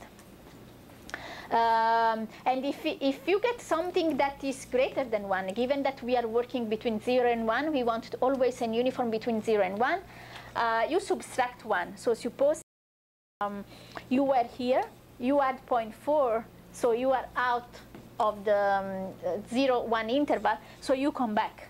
So your point will be this one. So the random number is fixed number? Yes. But you can also work in 2 dimensions, and you can add points, for example, 0.4 to the first dimension and 0.35 to the second dimension. And this is kind of randomizing, and it works. It works, actually. We have tried. It works well. Because we were thinking that this work was kind of messing up the sequences. When we first saw this, we said, well, maybe it's not working because it's messing the mathematical properties of these sequences. But in fact, it works. Well, another trick that Chandra is suggesting is that, as I was saying, when working with large primes, we have highly correlation between a large portion of the sequence. And this cannot be eliminating just by discarding the initial element of the sequence, but you need to do something in addition to that. So when you are working in high dimension, however, I will say that I've never seen a model with more than 10 dimensions, or maybe just one model, the one from Browson and Train, in which he has 26 error component. But usually, you know, we are under 10, so you are quite safe even with Alton sequence. So what he's doing is scrambling, like eggs. Scrambled eggs is scrambling the sequence. And so suppose that this is your sequence, right? You have the first initial segment, which are A, B, and C. And then you have the second sequence, which is A segment. So it's AA, BA, CA. You see the way I'm constructing it? AB, BB, CB, etc. So what he does, so suppose that you are working with this, and suppose that these are arranged alphabetically. Forget about A for now.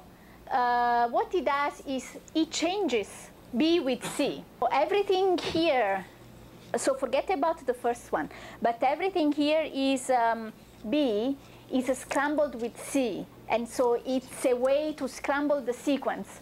I've done it yesterday. It's quite complicated, but this is the idea.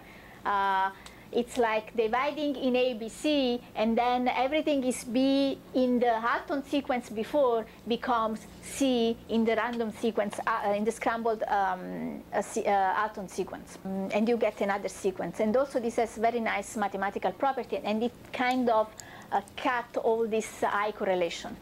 So if the initial sequence, I'm just giving you the final results because I'm sure that I cannot reproduce this calculation here on the board. But if the initial sequence was this one, so this was the initial Alton sequence, it's not scrambled. Now, if you scramble it, it becomes you see that this goes here, this goes here, this goes here, this here, this here, and this here, and this here. So I'm just substituting B with C. So where before there was B, now there is C, and vice versa. Yeah, I did the calculation yesterday. It took me half an hour, but it works. So and this is the scrambled Alton, and this is the original Alton. So it's doing this. I don't know if you find this useful, but really, if you want to work with mixed logit, you need to know all this stuff. Okay, we have seen the optimization, the drawing from densities, and now we have this. I hate this part, so I'll try, but remember that at the end, we get these estimators, and I'm kind of trying to explain here which are the properties of these estimators in the case that we use simulation. So the properties of the estimates that we get from maximum likelihood are different from the properties of the estimator that we are getting from simulated maximum likelihood estimation. Just two kind of estimator: maximum simulated likelihood and method of simulated score. Briefly, the central limit theorem and the properties of the traditional estimators and the properties of the simulation-based estimators, just to give you a sense of what we are doing is different and the properties of these estimators are also different. So we want to check if they are consistent and which hypothesis they are consistent, asymptotically normal or efficient, and or efficient.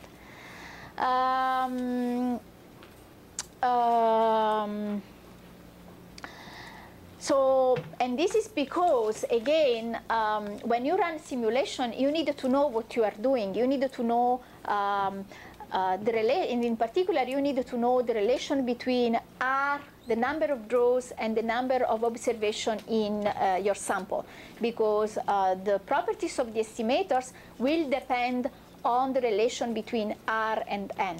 So so R being the number of draws and N being the number of observation in the sample. So there are three methods that you can possibly use. Actually, in transportation, we use the first one. We don't use the second two because the second two avoid some problem but have some other problems. So remember that we are under the first case, so we are working with maximum simulated log likelihood. So instead of working with the exact probabilities, right, the exact probabilities is what we can compute in Logit, nested Logit, GEV, and so on. Here, with Probit and mixed Logit, we work with simulated probabilities, so which they have different properties from the exact probabilities. And there are a number of papers that you can read, although these papers are very theoretical in the sense that they don't calculate anything, they just derive the theoretical properties. In particular, Gouriero and Montfort is a very good paper, but it's very theoretical, so it's very difficult to understand what's going on there. So then there are other methods that are not very well known in transportation, and even myself, I've never worked with them, so I have an idea on how they work, but never applied, so I don't have a practical experience on them. So the simulated moments works like residuals, on the definition of residuals that are 0-1 dependent variables that identifies the chosen alternative and the probability of the alternative. The estimates are the parameters values that makes the variables and residuals uncorrelated in the sample. Simulated moments just replace probability with simulated probabilities. Simulated score, we have seen that. So we are more familiar with the third method. The score is the gradient of the log likelihood of an observation. The method of the score finds the parameters value that sets the average score to 0, right? When you have exact probabilities, then the method of score is exactly the maximum likelihood. So depending on how there are different ways to calculate this score. depending on the way you calculate this score, you simulate this score, then the estimates that you get have different properties with respect to the maximum simulated log likelihood, because there are different ways in which you can calculate this score. So depending on how you calculate this score, that's from there you derive the properties of the estimates. The maximum simulated log likelihood, we have seen that. So we have a log likelihood that is a sum over the observation of the ln of the probability. Pn is the exact probability of the observed choices, n is the number of independent observations. The estimator is the value of the theta that maximizes the log likelihood, right? These are the estimates. Since the gradient of the log likelihood is 0 at the maximum, then the maximum likelihood estimator can also be defined as the value of theta where the sum of the score calculated at theta is 0, where Sn is the first derivative of the log of the Pn calculated at theta. So this is the score of observation n. So it means that also the score of observation n is 0 at the maximum, right? Instead of working with the probability, we have the simulated probability, which is just an approximation of the true probability. And this is, so in mixed logit and probit, instead of working with LL, the log likelihood, we work with the simulated log likelihood. And this is how it is. So instead of working with the probability, we work with an approximation of the probability. Remember that we have this sum, this average of probability, so it's just an approximation. And so we can say the same when we refer to score. We have approximated score. The main problem here is that we have this log transformation. So the log transformation is a non-linear transformation, and so it means that that we can potentially induce some bias in our estimation. So we can say that this approximation is an unbiased estimator of the probability just if the expectation overdraws used in the simulation. So if the expectation of this is equal to the exact probability, just in that case is unbiased. But given that the log operation is a nonlinear transformation, then the log of the approximated probability is not an unbiased estimator of ln Pn, right? So this is the main trouble in simulated maximum likelihood estimation, is because we have this nonlinear transformation, and so we induce bias, right? However, the bias is a function of the number of draws that we use in the simulation, and in particular, the bias diminishes when more draws are used in the simulation. Okay, so this is a first important difference between exact likelihood, log likelihood, and simulated log likelihood. Given that we introduce this nonlinear transformation with the log, then we induce bias. And this bias depends on the number of draws that we are using for the simulation. So that's why in Monte Carlo, for example, we are not happy with low value of the R.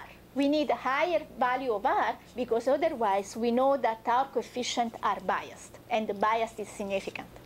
So by increasing the number of R, we decrease this bias, and also the bias, this R should decrease, as I will show you, with the number of observations in the sample. So there is a factor of, that you need to take into account when increasing that R. The objective here is that we want to determine the asymptotic properties of the maximum simulated log likelihood when the sample size rises. So we want to determine the relation between R the number of rows in the simulation, and the sample size n. In fact, if R is fixed, the maximum simulated likelihood estimator do not converge to the true parameters. So this is the first difference. With fixed R, the estimator do not converge, the estimator that you get from simulated log likelihood, they do not converge to the true parameters. If R rises with n, then the bias disappears as n and R rises without bound. Then the other thing is that if R rises faster than the root square of n, then the MSL estimator is also efficient. So you see that n and R should satisfy this condition in order to have unbiased estimators and efficient estimator. Right? Okay, so there is a demonstration. I won't give you the demonstration. It's 3 pages of calculation in CAN-train. I thought this is too much. But I also, we have some other, I have some other slides about this.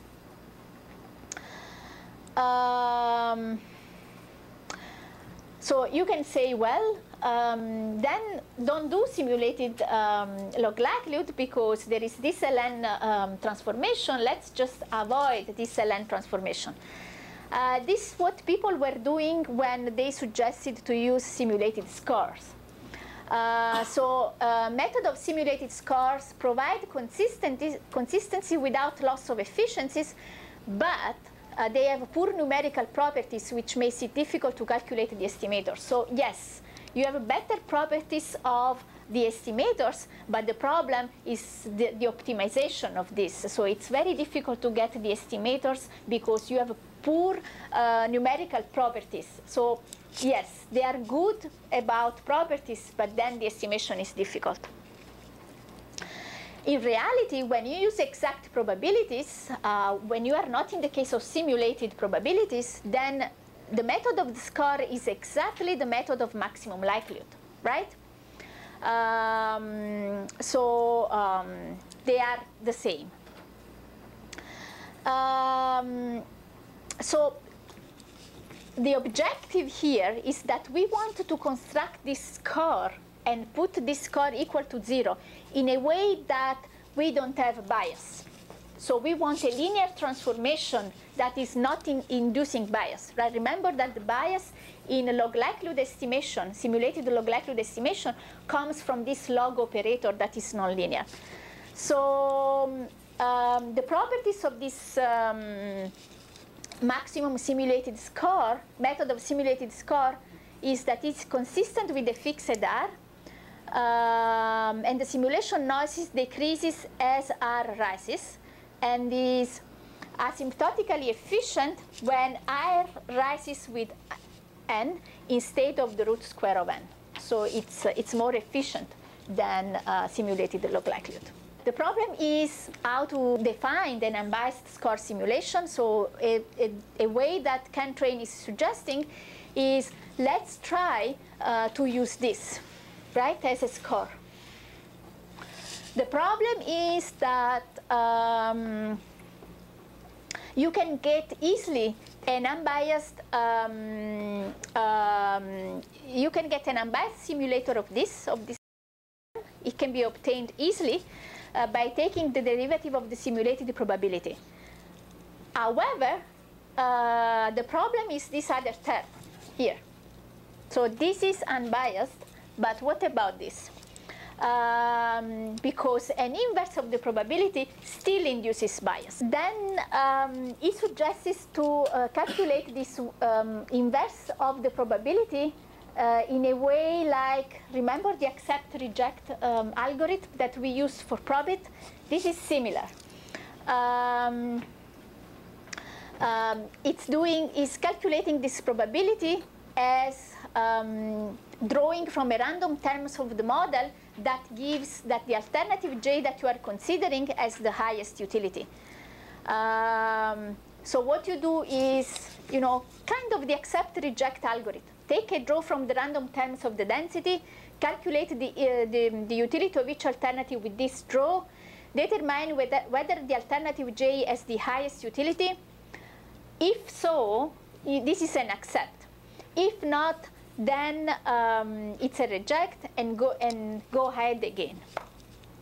Define BR as the number of draws that are taken until the first accept is obtained. So repeat this many times, and you can use this BR as, so you can say that 1 over P and J is 1 over R of all this accept, right? You are kind of approximating this 1 over PR with the number of accept in this iterative process.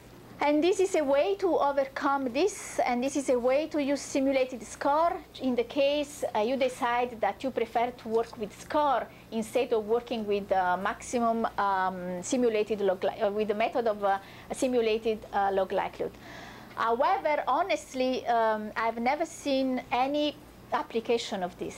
I don't know, honestly, I don't know then how difficult it is to compute the estimators out of this. This is feasible, but then the numerical properties of this, I have no idea. Just this, I've seen just in theory, never applied.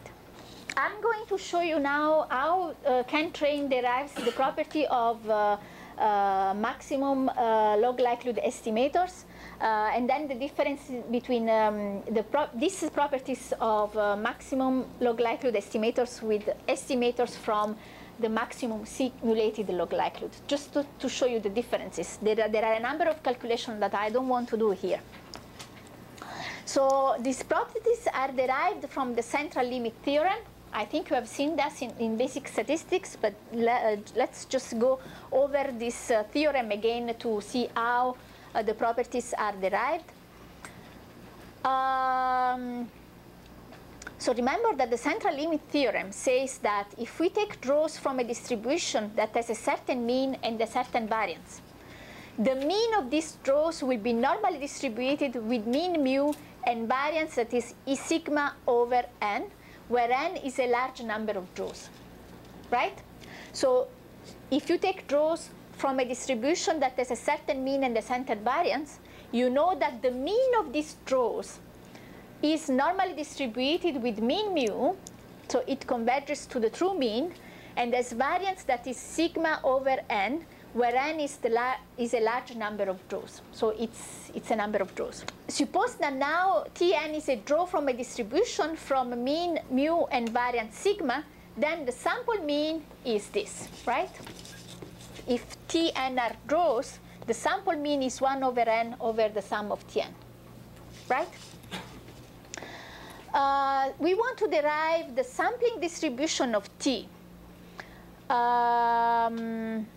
So in some cases, as the sample size rises, the sampling distribution of statistic T converges to a fixed distribution, for example, the normal, but not always. Sometimes it can converge to the normal, but it can also not converge to a normal. In the case it is converging close to a normal, we say that T converges in distribution to a normal with mean T star and variance sigma, which is the limiting distribution of T. But in some other cases, this is not always true. In some cases, even if n rises, the sampling distribution keeps changing, so it's not converging in distribution to it's not converging in distribution, and in particular, it's not converging in distribution to a normal. So if it does not converge to a limit, if our statistic does not have a limiting distribution, we can transform it in a way that this transformation then has a limiting distribution. Suppose now that we transform T this way, right? And suppose that these statistics now as a limiting distribution. So this converges in distribution to a normal with zero mean and variance sigma. If A and B are fixed, the transformation A multiplied T minus B is distributed normal with zero mean and variance sigma. Then itself is distributed normal with mean B and variance sigma divided by A squared. So now this is distributed normal with zero mean and sigma variance for large n. So this is not, so it's not that we have found a limiting distribution of T. Rather, we have found an asymptotic distribution of T. So we cannot say that T converges in distribution to a normal, but we have found an asymptotic distribution of T. So it means that the properties of this T are just asymptotically prop. So you have that it's reaching some of this property asymptotically, right? Okay, so if you are lucky, T converges in distribution to a normal. But if it keeps changing, and you can find a transformation of this T, then you can say that asymptotically it converges to a normal. Let's see how this applies to traditional estimators. So traditional estimators means no simulation for now. So remember that the true value of the parameters, the ones that we don't know, are theta star, right? So these are those who will never calculate exactly at the true value of the parameters. These are theta star. What we calculate is this theta hat, right? And we know that the sum over n of gn at theta hat divided by n is 0. Right, at the maximum, where Gn is the score of this. So the parameters that solve the equation are the estimators, right? So the theta hat comes from solving this kind of problem. At the end of the day, we are interested in the mean and variance of this G are the true parameters. And let's label them G theta and W theta respectively. And let's suppose for now that they have zero mean. They have zero mean in the population, and let's say that theta hat is the value of the parameters at which the sample average equals to 0. Okay, we already said that. We said that from the information identity, the variance is minus the Hessian. And remember that the Hessian is the second derivative of this with respect to the parameters.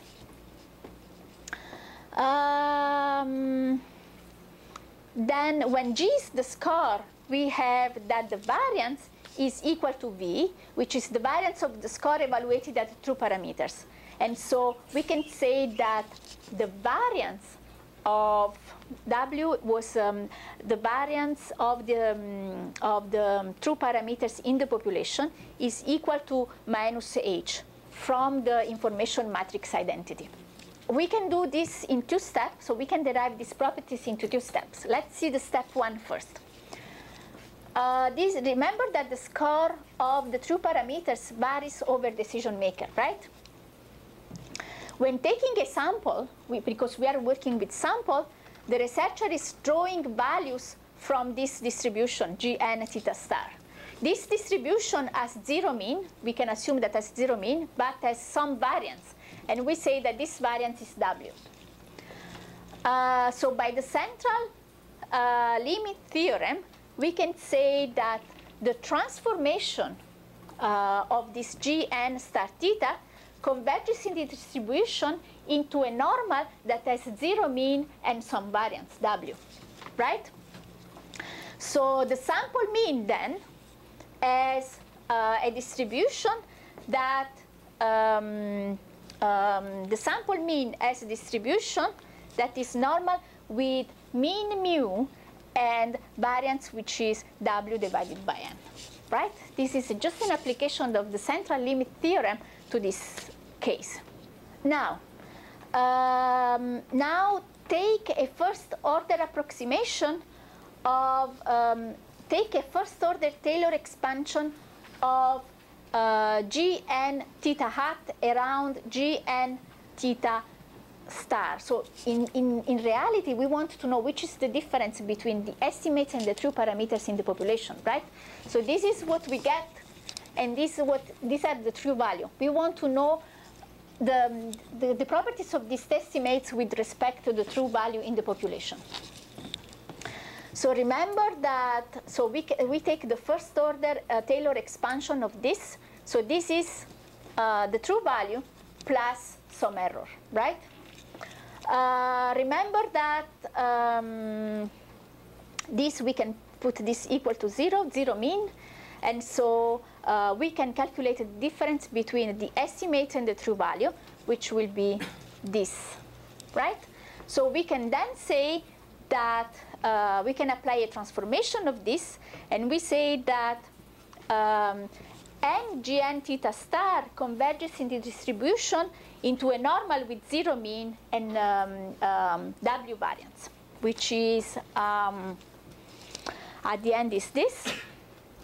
And so at the end, we can say that it converges, it can be approximated by, so this reaches the means, and this is the variance. So at the end, with this demonstration, you can repeat the calculation. It's very tedious, but these are the, so we can say that the asymptotic distribution of theta star, of theta hat, is centered at the true value, right? That's what we wanted. We wanted to demonstrate that the estimates are centered at the true value. So if you repeated this demonstration, but I want you to be able to read this. This is what is telling us which are the properties of the estimators. So this is telling us that the asymptotic distribution of theta hat is centered on the true value, right? And its variance decreases as the sample size rises. This is the variance. You see that n is on the denominator. So as the sample size rises, the variance decreases, right? That's what we needed to read. Then we also know that theta hat converges in probability to theta star as the sample size rises without bound, right? So this converges in probability as the sample size rises without bound. The estimator is therefore consistent, and the estimator is asymptotically normal, right?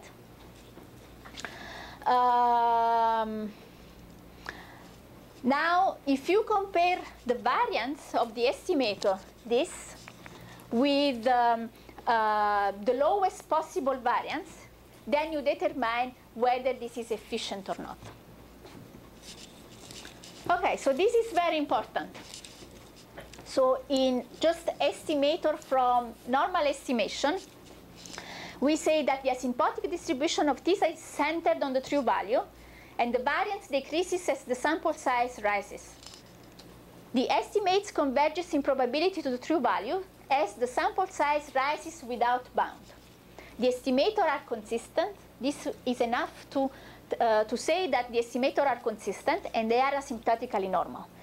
You can verify that if they are efficient or not by comparing this with this, which is the lowest possible variance. So these are the normal, while I'm just giving you the properties of simulated. So you will see the difference between classical estimators from classical log likelihood maximization, and this is the properties of the simulation-based estimator. So when we introduce simulation, again, there are 4 or 5 pages of demonstration. I'm not going to give you this, but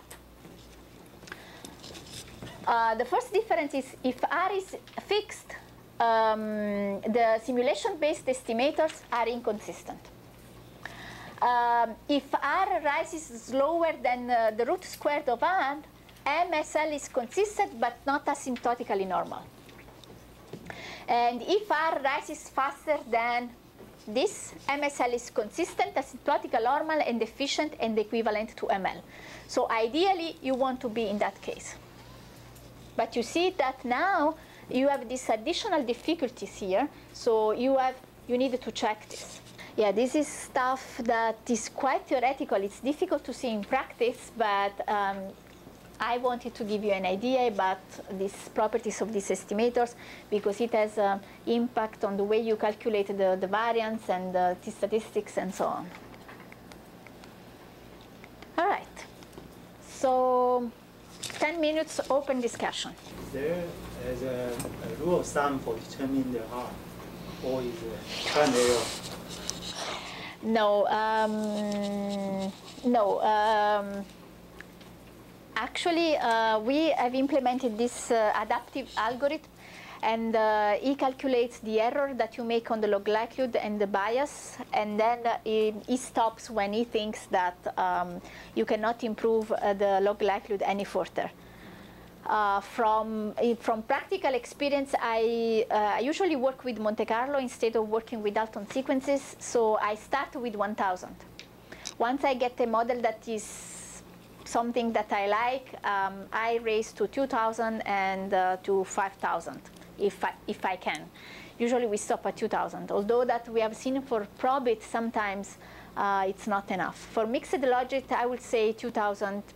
In most of the cases I've seen, it was good enough.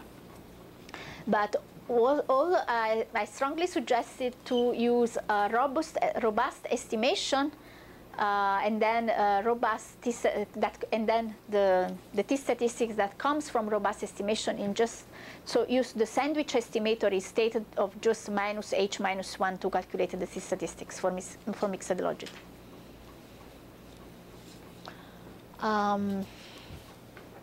Well, Alton sequences, again, this is, in transportation, we have some magic number. For example, I was discussing this before.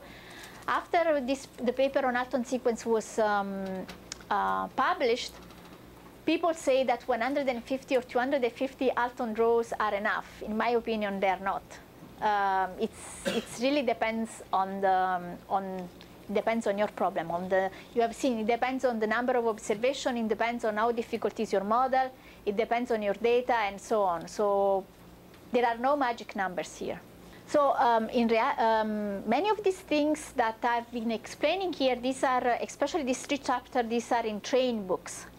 These are chapter 8, 9, and 10. Now I'm stopping here with mixed logit, and I'm going to do other stuff in the next 4 classes. But I just want you to know that after this, he has individual parameter estimation. So it means that he has a special routine in order to calculate individual parameters, which is what we want from mixed logit. Then he has another chapter on Bayesian estimation. He has a chapter on expected maximization, and the last one is endogeneity, I think. So these are also very important issues, and issues that will produce research in the next years. Maybe I want to say something about Bayesian. Well, Bayesian, again, is not used in transportation. I don't know why, but we are stuck with maximum likelihood estimation. So we don't use Bayesian. We have tried. It's true that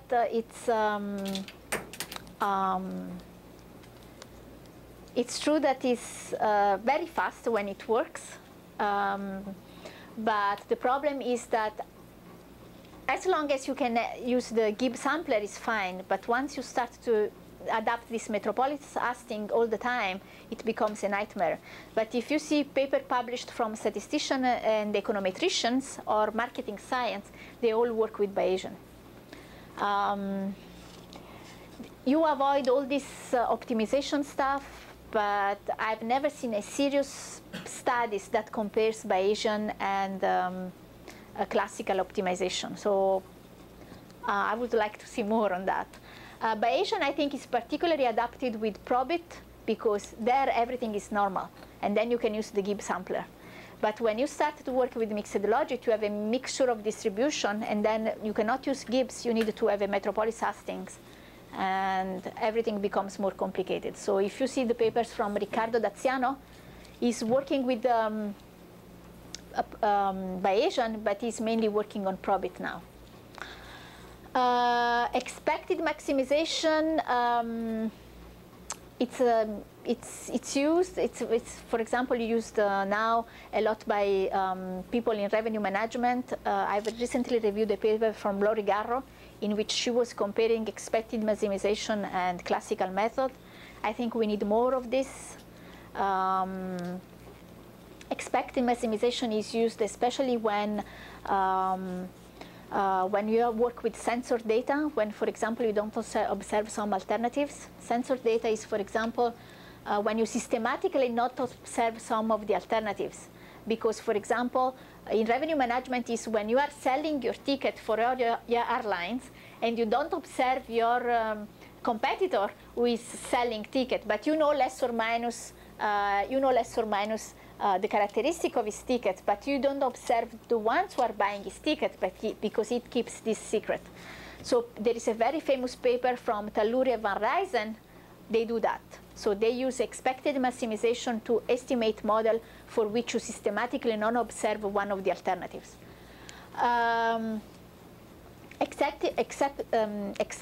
Expected maximization has been used in transportation by both Ken-Train and Chandrabat when estimation is difficult, because, for example, Ken-Train uses this when he estimates non-parametric random coefficient by classes. So he has a number of classes. He divides the distribution in many classes.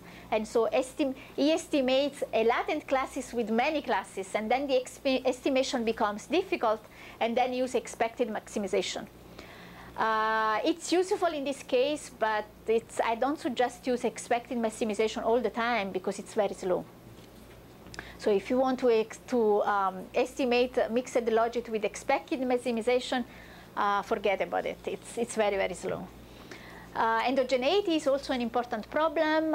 Again, I haven't seen many papers, but it's a very important problem. So Ken-Train has some suggestion about how to solve the problem of endogeneity in the last chapter that he has wrote.